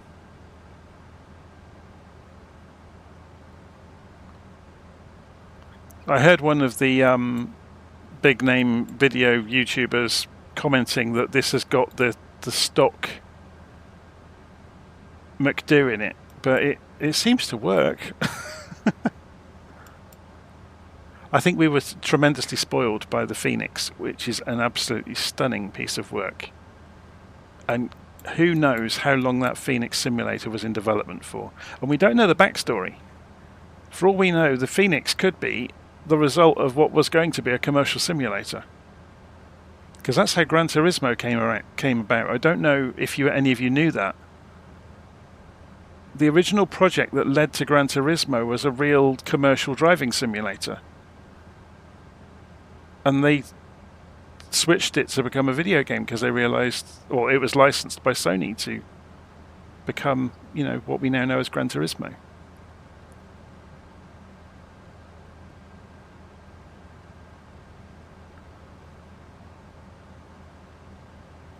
It's funny, you also get developers who do work in the commercial or military realm as well, like, oh crikey, I'm going to forget their name now. Milviz. They actually do work on defence projects. So we should be descending, by the way. So should we go and tell it to come back down? So if we go and tell it to start descending.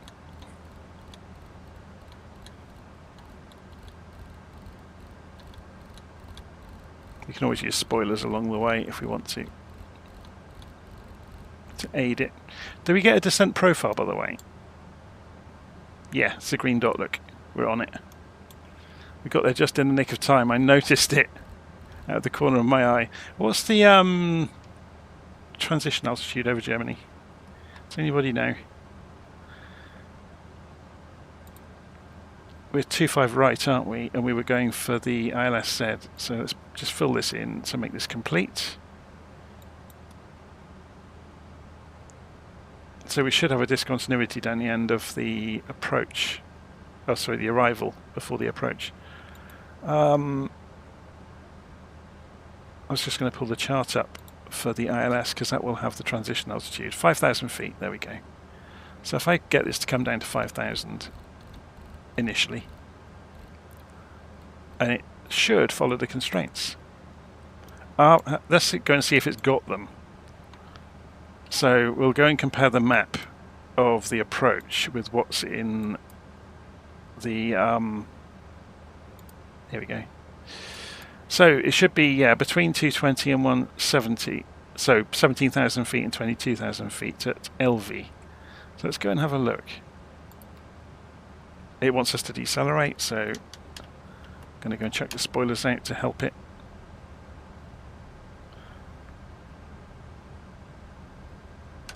Oh, that must have been earlier. Sorry. Clear. LV. No, it hasn't got the... Oh, no, it's coming through at 210, which is within limits. Yeah. So 130 for Ramob. Let's have a look. No. So it's ignored. I mean, we're not going to get too annoyed about it, but it's ignored the constraints in the standard instrument, standard terminal arrival route.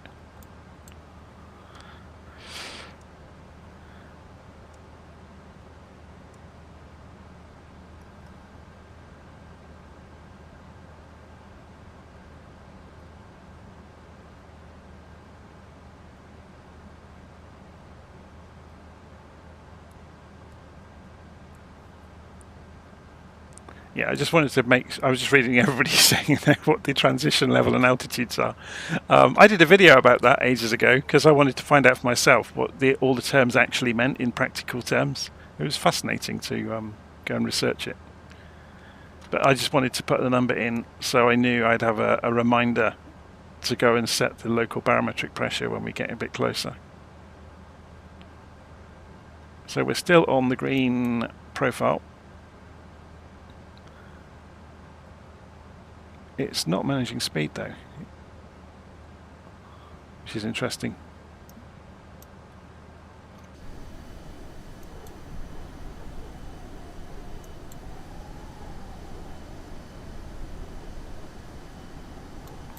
So Germany is underneath us somewhere, underneath the layers of cloud.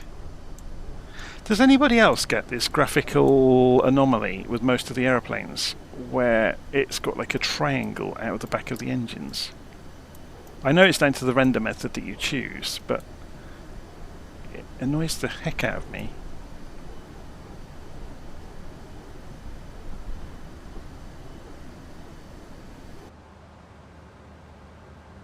So the crosswind is slowed down to 70 knots.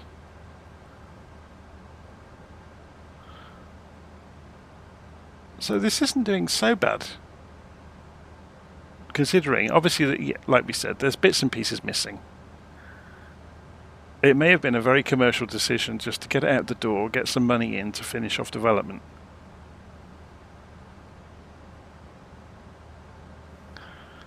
Don't worry about the ground spoilers armed, that's a glitch to do with a bug. We can't really, you see what I mean? I'm trying to get this to not have the spoilers out, but I can't. They haven't got an option in between armed.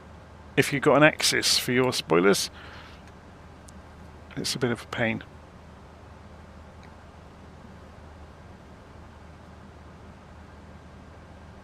So Aussie is saying, why would they release it in this state? It shows they care more about money and not about quality. So say you're a developer working for them, working on this project, and they haven't got any money to pay you. What are you going to do?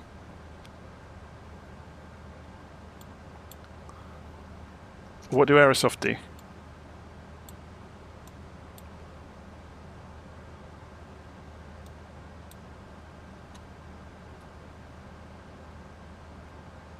So you think they're so commercial developers who were working on this and being paid to do it should work for free because open source exists?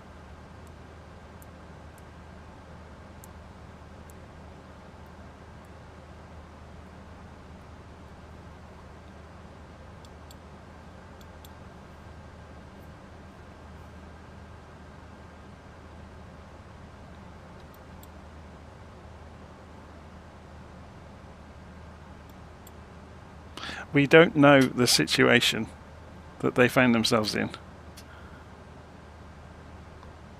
I think that's the truth of it. We can speculate all we want. We can point fingers and be angry and shout. But you don't know the situation. What we've got so far is actually, it's alright. There's bits missing, as we've seen.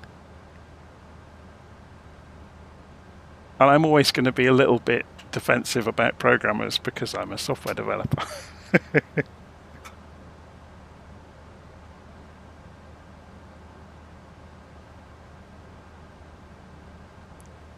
So Harry is saying they stopped development of the Twin Otter and the CRJ.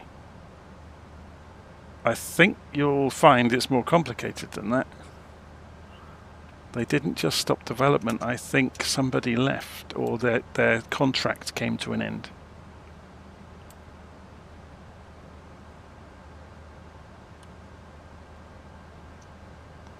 And that same person has continued to develop those aeroplanes, and it may even be that Aerosoft has continued on with those projects, but they signed an exclusive deal for that aeroplane to appear in the missions part of 2024.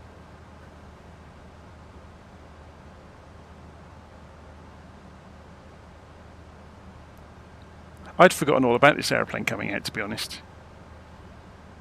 I forgot they were working on it. One of the airplanes I am looking forward to is the Avro 100 from Just Flight.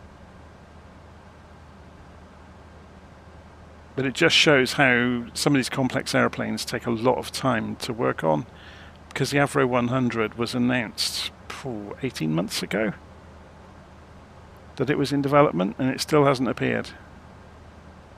We still get little updates now and again, but complex systems take time to program.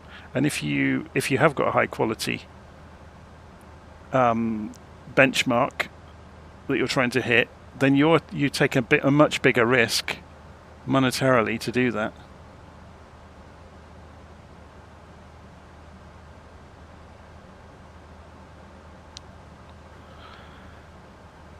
So it's 60 miles out. Does it not project a green banana in the Airbus? I can't remember. If we were to extend this further, I don't think it does it?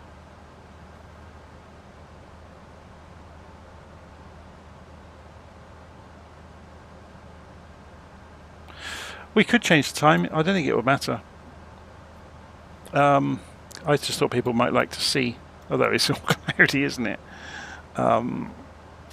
I thought people might like to see. There we go. There's quite a lot of rain over Germany.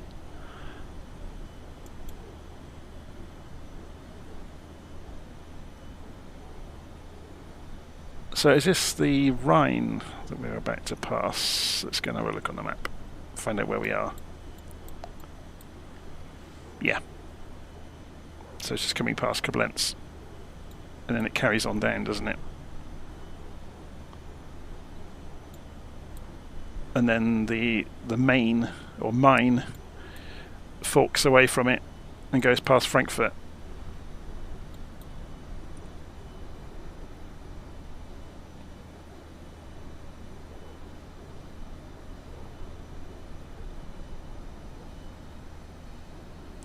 Yeah, I'm not going to change the time of day. I'm going to leave it as it is. We want to see how it behaves more than anything. I have absolutely no doubt that there will be lots of updates to it. It's a version 1.0.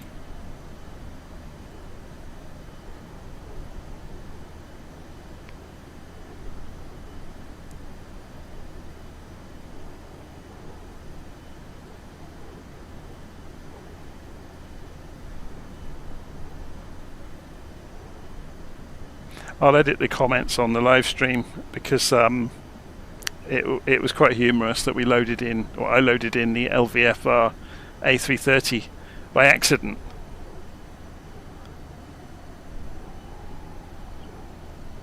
And I didn't even realise it was installed, but it had come in because obviously I've got a new machine recently, so I installed Flight Simulator from scratch. And it came in with the marketplace, and I completely forgot I'd bought it ages ago. So people are asking how bad it is. Everyone's, I don't know, this is the modern way, isn't it? That give anybody an opportunity and everybody gets the pitchforks out and the cans of petrol. I don't think it's that bad. It works. There's things missing, like, for example, like the altitude constraints, or hold is missing. There's all sorts of bits and pieces. But you could see how once they were there, it would be quite good. The screens and the tablet works lovely. It's very good. This is one of the best EFBs I've seen. I'm absolutely massively surprised with just how good this is.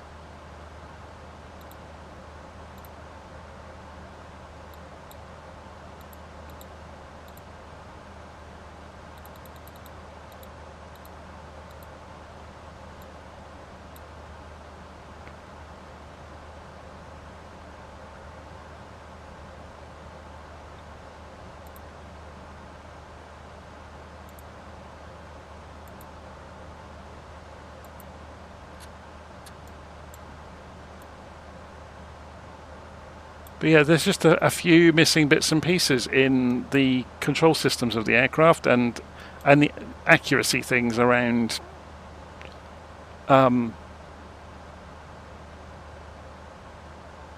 the operations inside the McDo, so being able to put holds in and so on and so forth. But programming a flight by hand, it worked perfectly.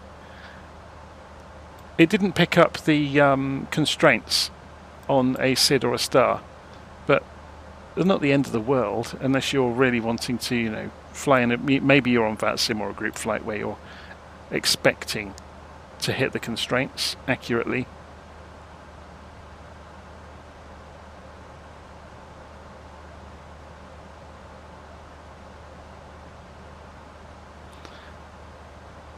So yeah, Lucas saying in the live stream comments, it overflies waypoints.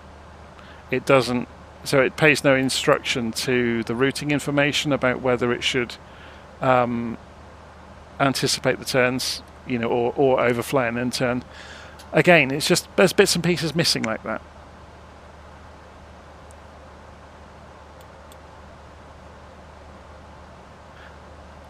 But I might argue that all except the kind of the 1 or 2% who really know these systems inside out aren't going to worry too much. Obviously, if you're training for the real aircraft, you're not going to use this one. You'll probably use the Phoenix. And alongside the Phoenix, a real simulator. So we're coming down slowly. How are we doing on the green dot's still in the middle for the profile. Down to 24,000 feet. So let's go and look at the... We should be a lot lower than that though. So I'm going to go and take over. So the green dot can't be trusted either. Although it's doing a straight line, isn't it? It's not following the constraints. So let's go and we'll tell it to come down at the speed we want. So we're going to do an open descent and throw the spoilers out and watch it fall out of the sky. So we'll go 250 knots as well. So we're just going to save ourselves some time later. So it should raise the nose to make that happen. So speed's coming off.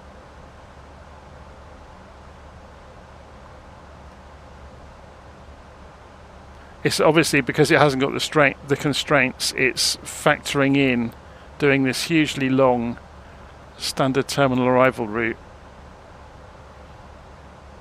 and doing it in a straight line down to the runway. Although saying that, that green dot is not moving.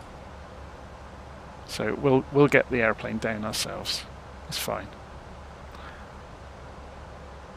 We'll let it change course on its own. So it should be turning left sometime soon. We've still got 40 knot crosswind. It's absolutely blowing a gale out there, isn't it? So this is what the live stream was on about earlier. Look, it's flown over before it makes the turn rather than anticipating it.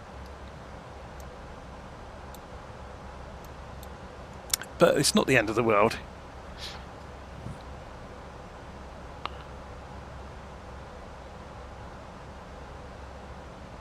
So we're coming down 3,000 feet a minute now.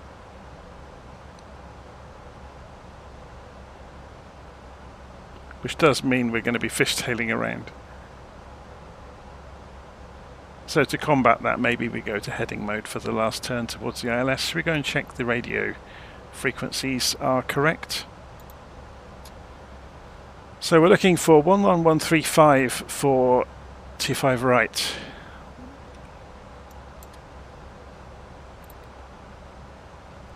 11135. Glide slope -3 degrees, 246 degrees course. That looks all perfect.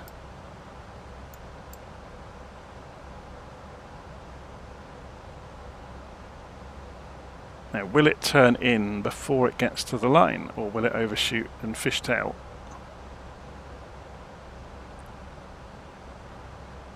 It's quite amusing, really, isn't it?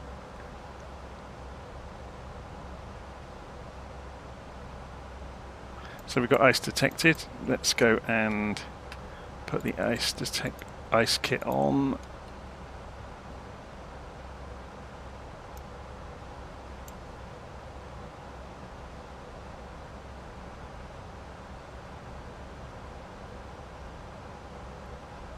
That's made a pretty good job of getting back onto the course.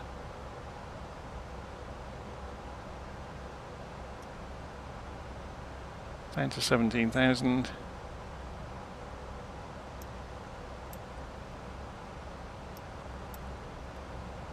So what we're looking at, I'll do this in a little nav map to show you. So we're flying out this way. If I go and load the flight plan from SimBrief, download flight plan, create, no. So then we go and look down here. Has it not got it?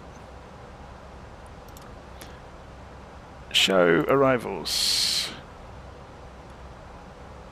We want the approach ILS Z425 right. Insert.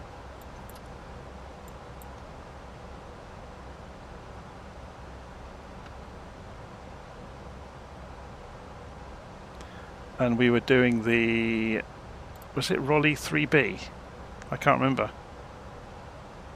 Let's go and have a look at Navigraph. That had it, didn't it? No, IMCO 1B. Oh, that'll be why it hasn't got any of them, has it?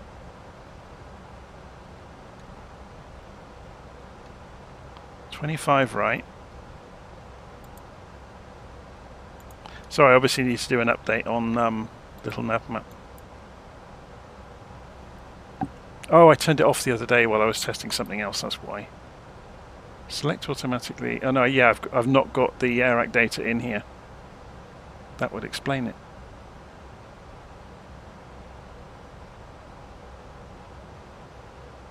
Remember when the simulator broke a few days ago? I thought I'd updated this, maybe I hadn't. I need to go into... oh, I can do it independently, can't I? If I go to Navigraph and go to the data manager, yes. And we'll tell it to go and get the latest version of the AIRAC for little nav map.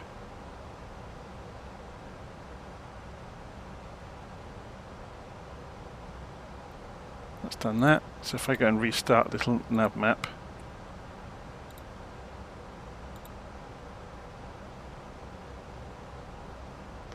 and then go in here and what am I doing? Show arrival procedures. Start for 25 right.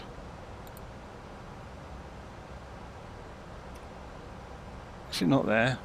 Arrival, IMCO 1B, IMCOM transition.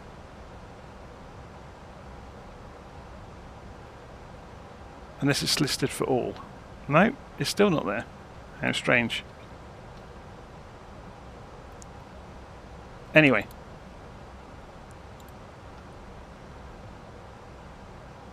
We use Navigraph instead. So we're going all the way out here.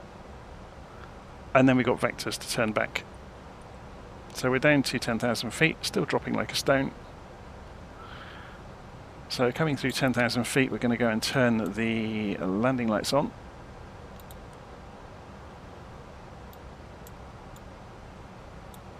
And you can see there's the route. That's interesting that little nav map hasn't got it. While we're running in the background, we'll just go and say load scenery library and tell it to go fetch it from Flight Sim.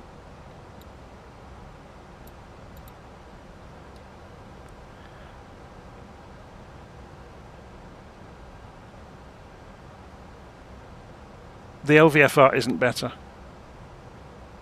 This is infinitely superior to the LVFR.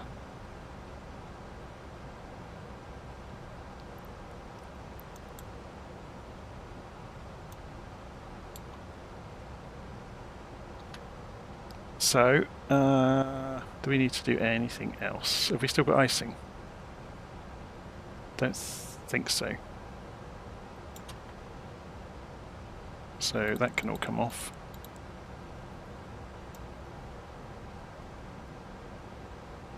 It's fun out here, isn't it?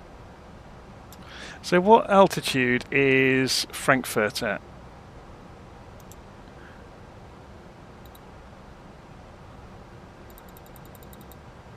Airfield elevation, 338 feet. So we want to be about 2,800 feet on the way into the feathers, don't we? Well, we can find that on the Navigraph chart as well, actually.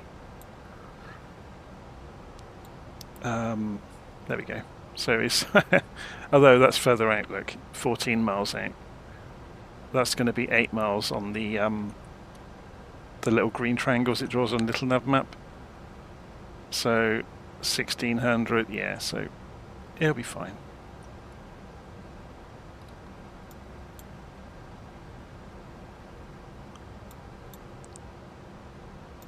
We might be facing a very, very low altitude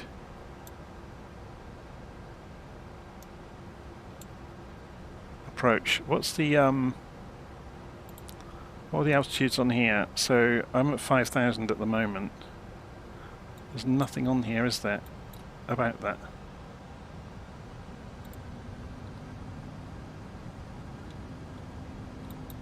It's saying 5,000 on the way in from 14 miles out. DF 420, which is out here. So we're probably, yeah, saying 5,000 there as well. So we're at the right altitude. Got great visibility.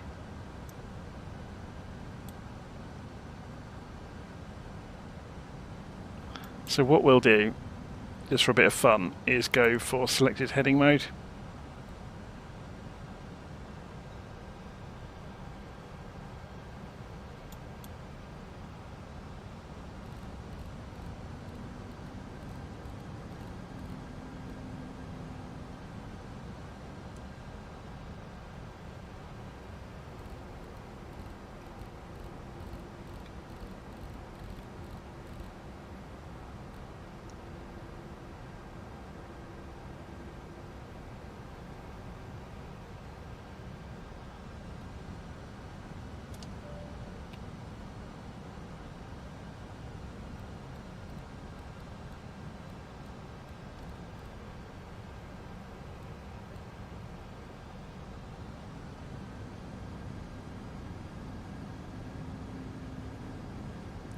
So if we put this over onto ILS mode, and it will show when we pick up the... Ooh, do we get... Why is that doing that? Is that a rendering issue? Interesting.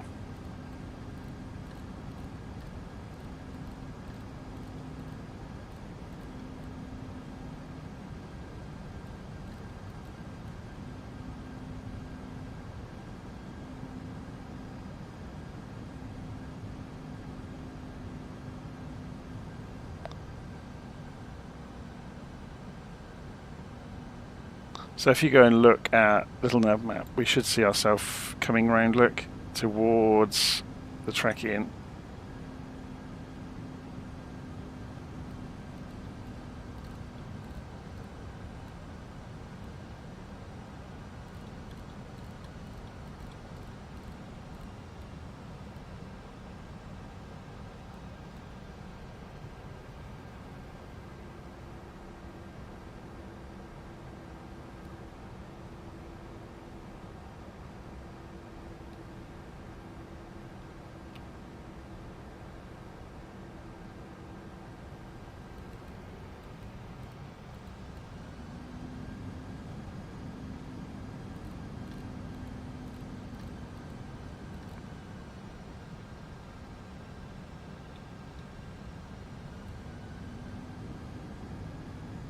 Just wondering why this isn't picking up the ILS, but we're probably still, yeah, we're a long way out still.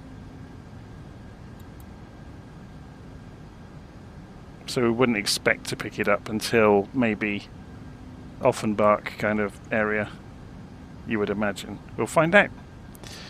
So we want to come out to down to 2,800 feet though, don't we, slowly. So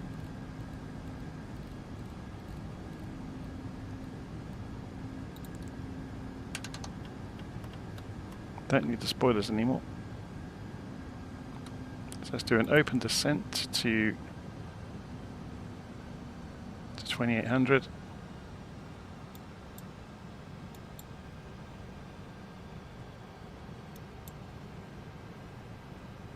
Did we set? We haven't set the barometric pressure. We could kill ourselves doing this. What was the weather at Frankfurt?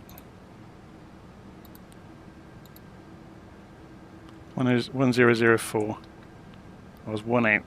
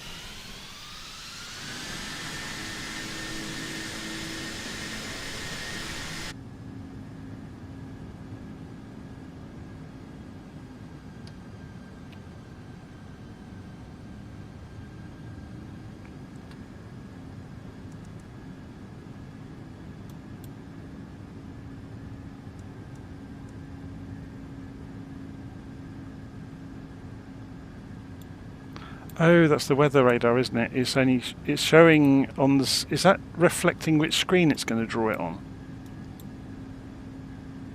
It's showing up on that side, but not this side, and it seems to be a bit broke.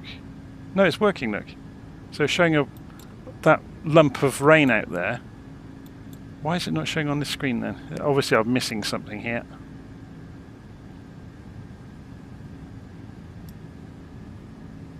So we can see the glide slope is just off the top of the gauge. We've got the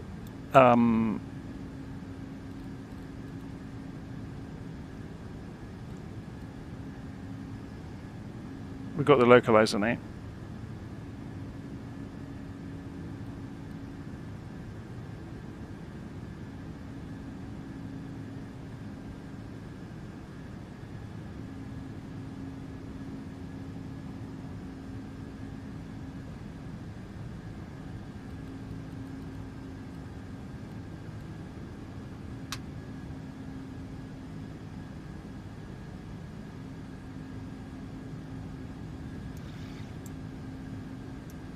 So if we increase the range, that's showing 10 miles at the moment. We still can't see the airfield.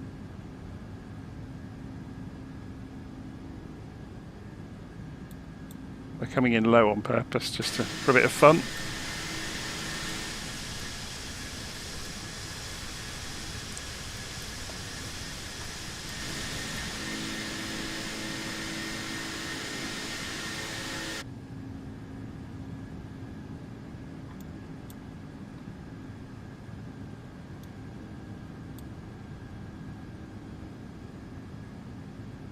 Yeah, we're still quite a long way away. Came in far too early, really, but it's fine. It means we get to do some sightseeing in the rain.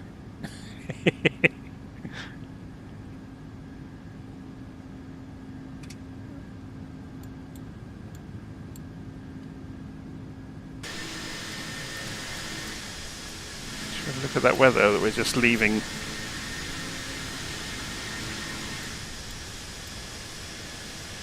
There's the runway out ahead of us. So we prepared far too early. It is fine. It means we get to do, like I said, some sightseeing. So let's put the air tracking on.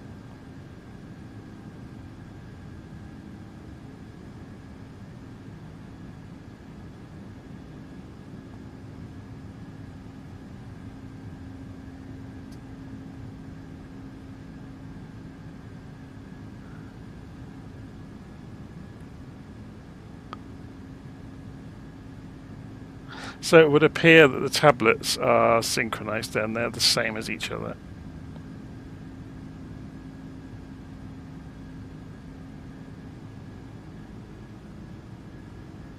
I've come in from this direction into Frankfurt so many times in the real world. So we've now gone the other side. There's the runway we want. We've gone the other side of the center line. So I'm just going to turn this off a second. Well, we were busy admiring the view outside and paying no attention to the aeroplane. There's 25 right. It's an enormous airport.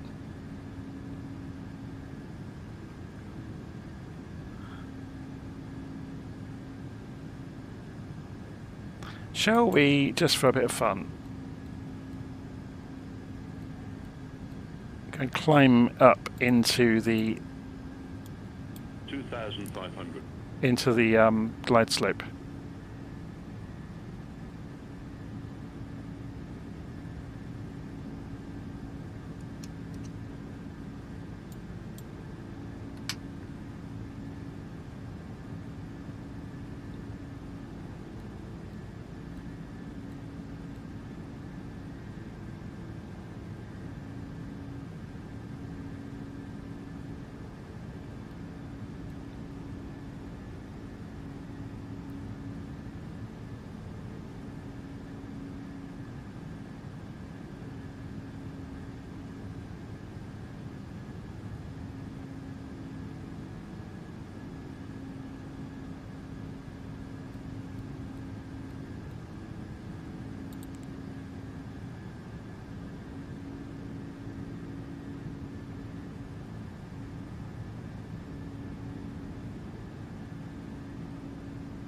Just waiting for the glide slope to appear.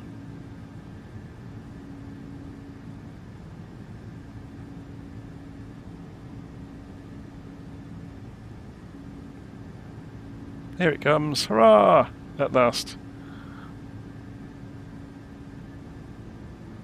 So yeah, we should have stayed at 5,000 feet all the way around the corner.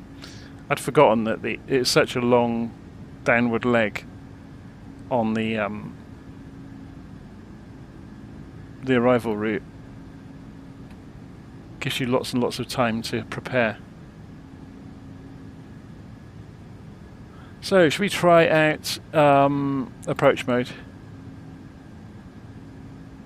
It hasn't got much to do really, has it? Oh, it didn't come on. Or did it? Yes, it did. It's just a very dim light. Can we use both autopilots? Yes, we can. So we get Cat 3 dual, that works. So now we get to admire the approach from outside.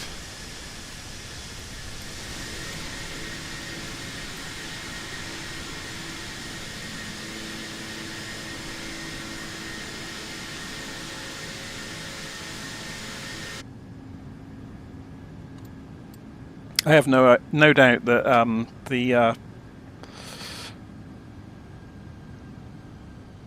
the real-world pilots will be absolutely castigating me for not flying this in an appropriate manner because I'm not following procedures. This has been really a play session to see how the aeroplane behaves. So, should we go manual? Just so we get some experience of how the aeroplane reacts. So if we turn the autopilot off, we'll leave the auto throttle on. Actually, it might be an idea to go manual throttle as well.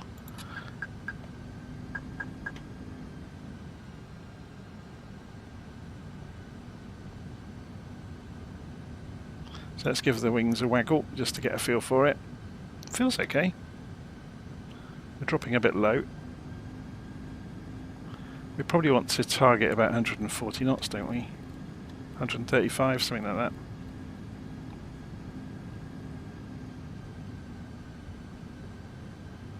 So we're off to the right. So we'll turn left. There's a slight wind pushing us.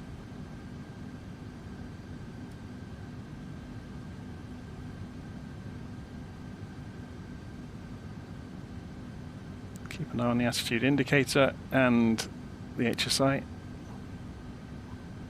A little bit low.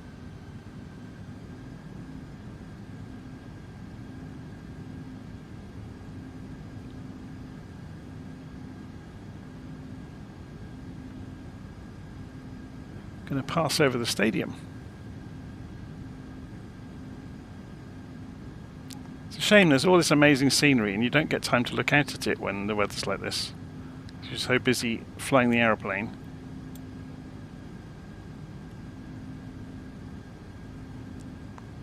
Can we get it to just set us up a little bit? There we go. So you get a nice view as well. Get a bit fast. So I know the real crews would land using auto throttle. It's very rare they wouldn't, but I'm just doing this to get an idea of how the airplane behaves really. So we're drifting off to the left here. Let's get that back on track, shall we?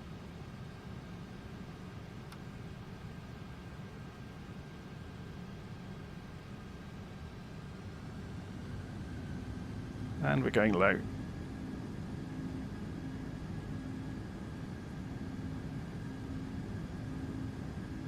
This is how we learn.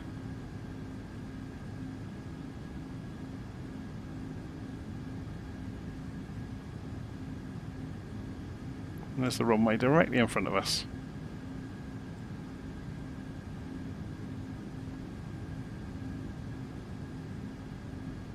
It flies absolutely fine. I think that's worth saying.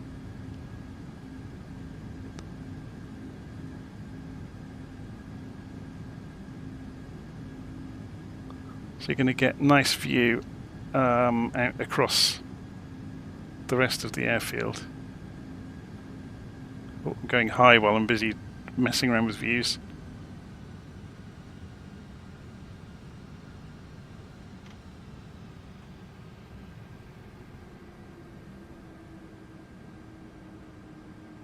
Let's get it back onto the glide slope, hey. Whoa, sudden 1000. Change that.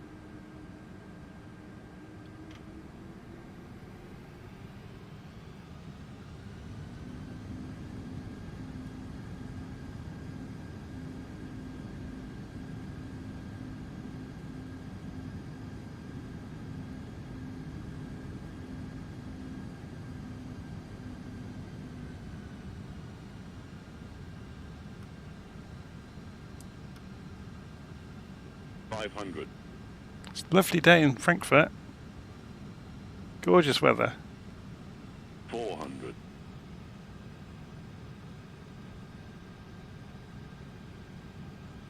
300.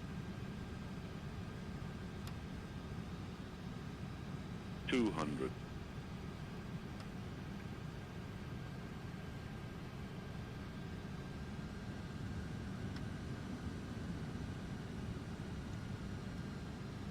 100.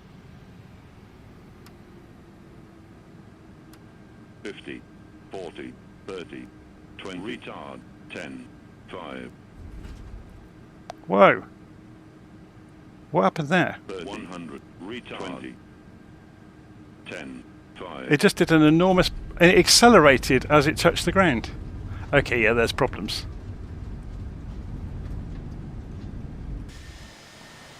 It suddenly accelerated like crazy as it touched the ground.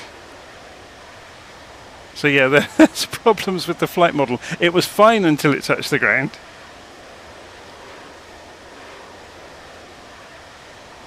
We're on full reverse and full wheel brakes, and it's just about going to make it to a stop in time.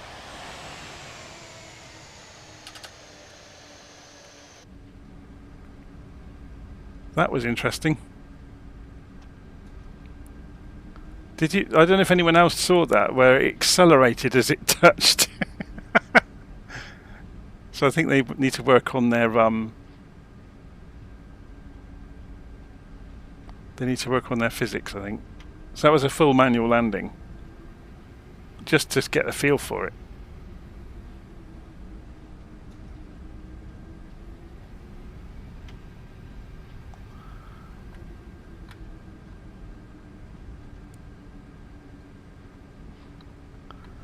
The strobes can come... Oh, strobes are on auto anyway. Landing lights can come off.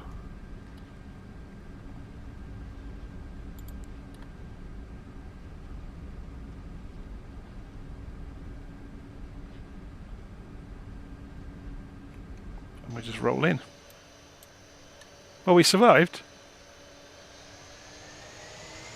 So yeah, the aeroplane definitely needs some work, but it's not the horror show that so many people have been saying about it. Although saying that, the landing was interesting. I wouldn't want to try and land it on a short runway, that's for sure, because I almost stalled it over the apron. And it accelerated on the runway. Without the assistance of engines, it suddenly had like a burst of energy.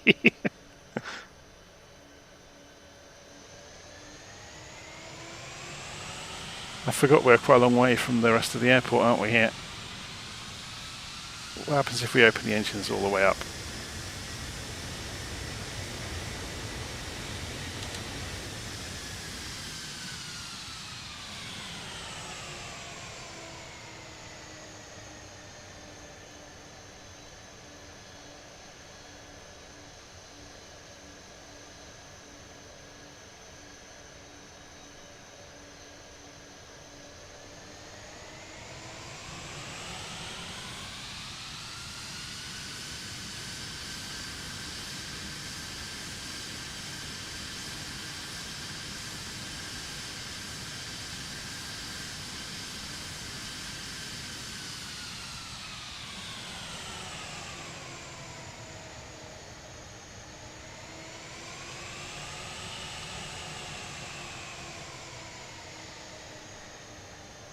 Wonder if I can remember my way around Frankfurt. It's been a couple of years since I visited in the real world. Well, more longer than that, probably 4 years, since before the pandemic.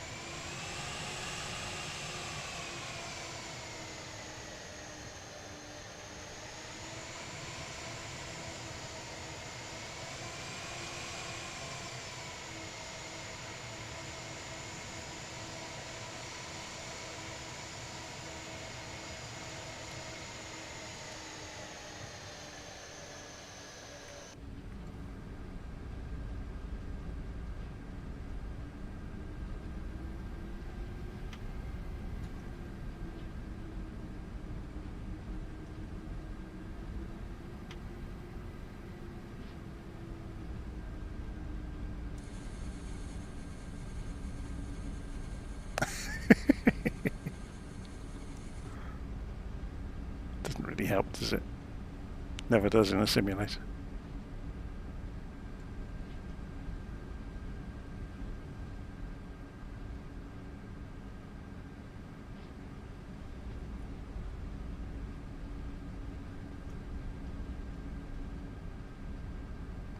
So which terminal are we going to? The one down that end.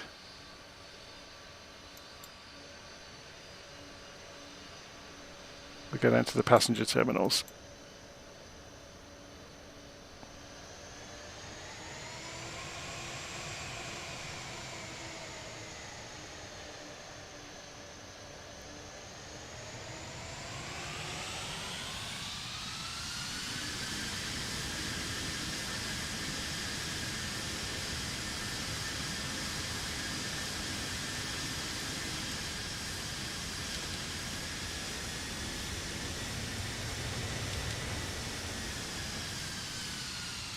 I have to say, this modelling, even in the stock airport in Flight Sim, is stunning. It's exactly how the real place looks.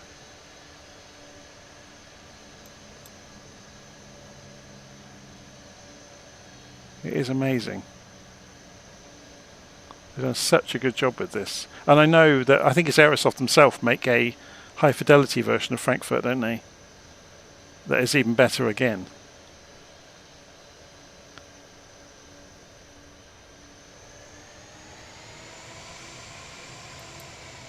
Okay, I think this is where I've flown from several times, each side of this terminal here. This seems familiar. There's an overpriced cafe in the middle of that rotunda bit there.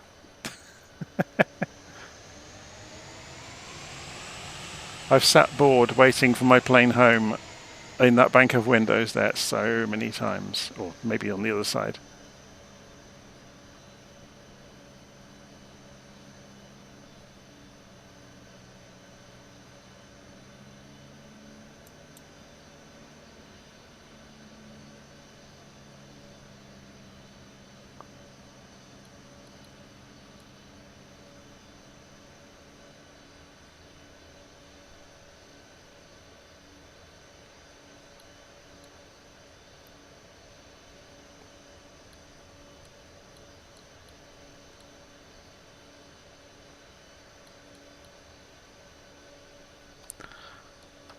I guess we go a bit closer with the nose.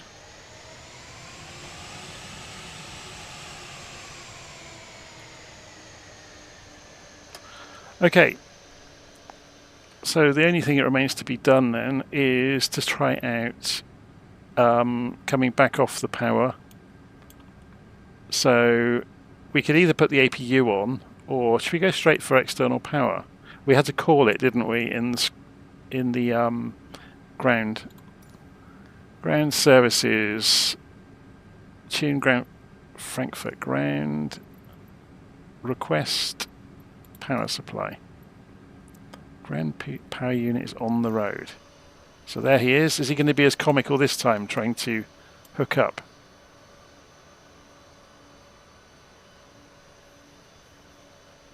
No, it looks like he's going to do it first time this time.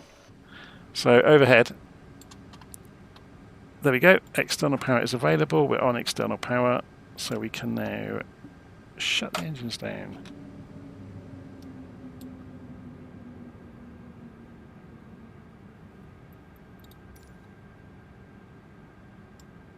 The radar looks good.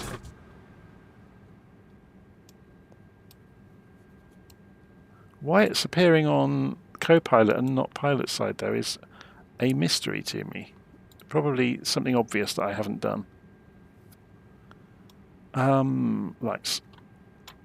We've still got the strobes on. Beacon off. Nose light off. Seatbelt sign off.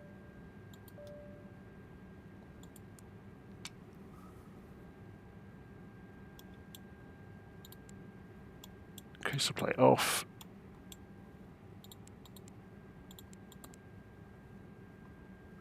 Fuel pumps off, and we're pretty much there.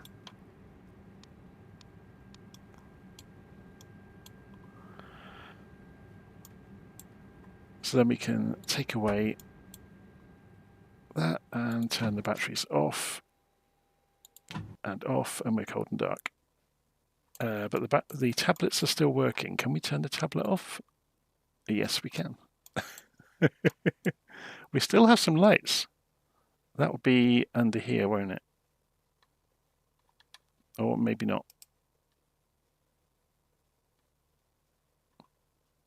Anyway. There we go.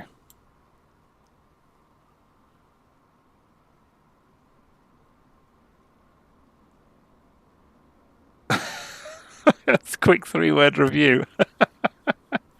Looks good though. That's quite funny. I like that.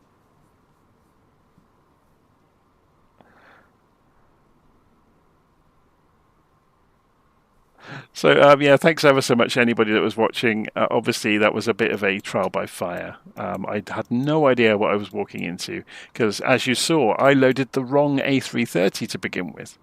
So I'll do quite a comical write-up of this one. I think there's obviously a laundry list of bits and pieces. I'm sure Aerosoft know all about them, so I'm not going to contribute to the torrent of rage that's being poured forth across the internet about it at the moment, because I don't think that's very constructive for anybody. It's very obvious that it's not finished. Frankfurt looks nice in the rain, doesn't it? What should it have looked like if it had been accurate time? Should we have a look? Real time. There we go. Frankfurt in the rain in the evening. Okay, I'm going to leave it there.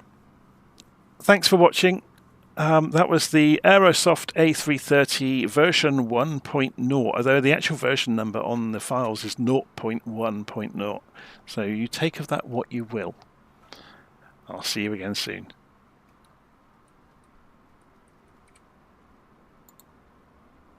It's funny, just before I go, I think I might actually leave it with the wrong A330 at the start.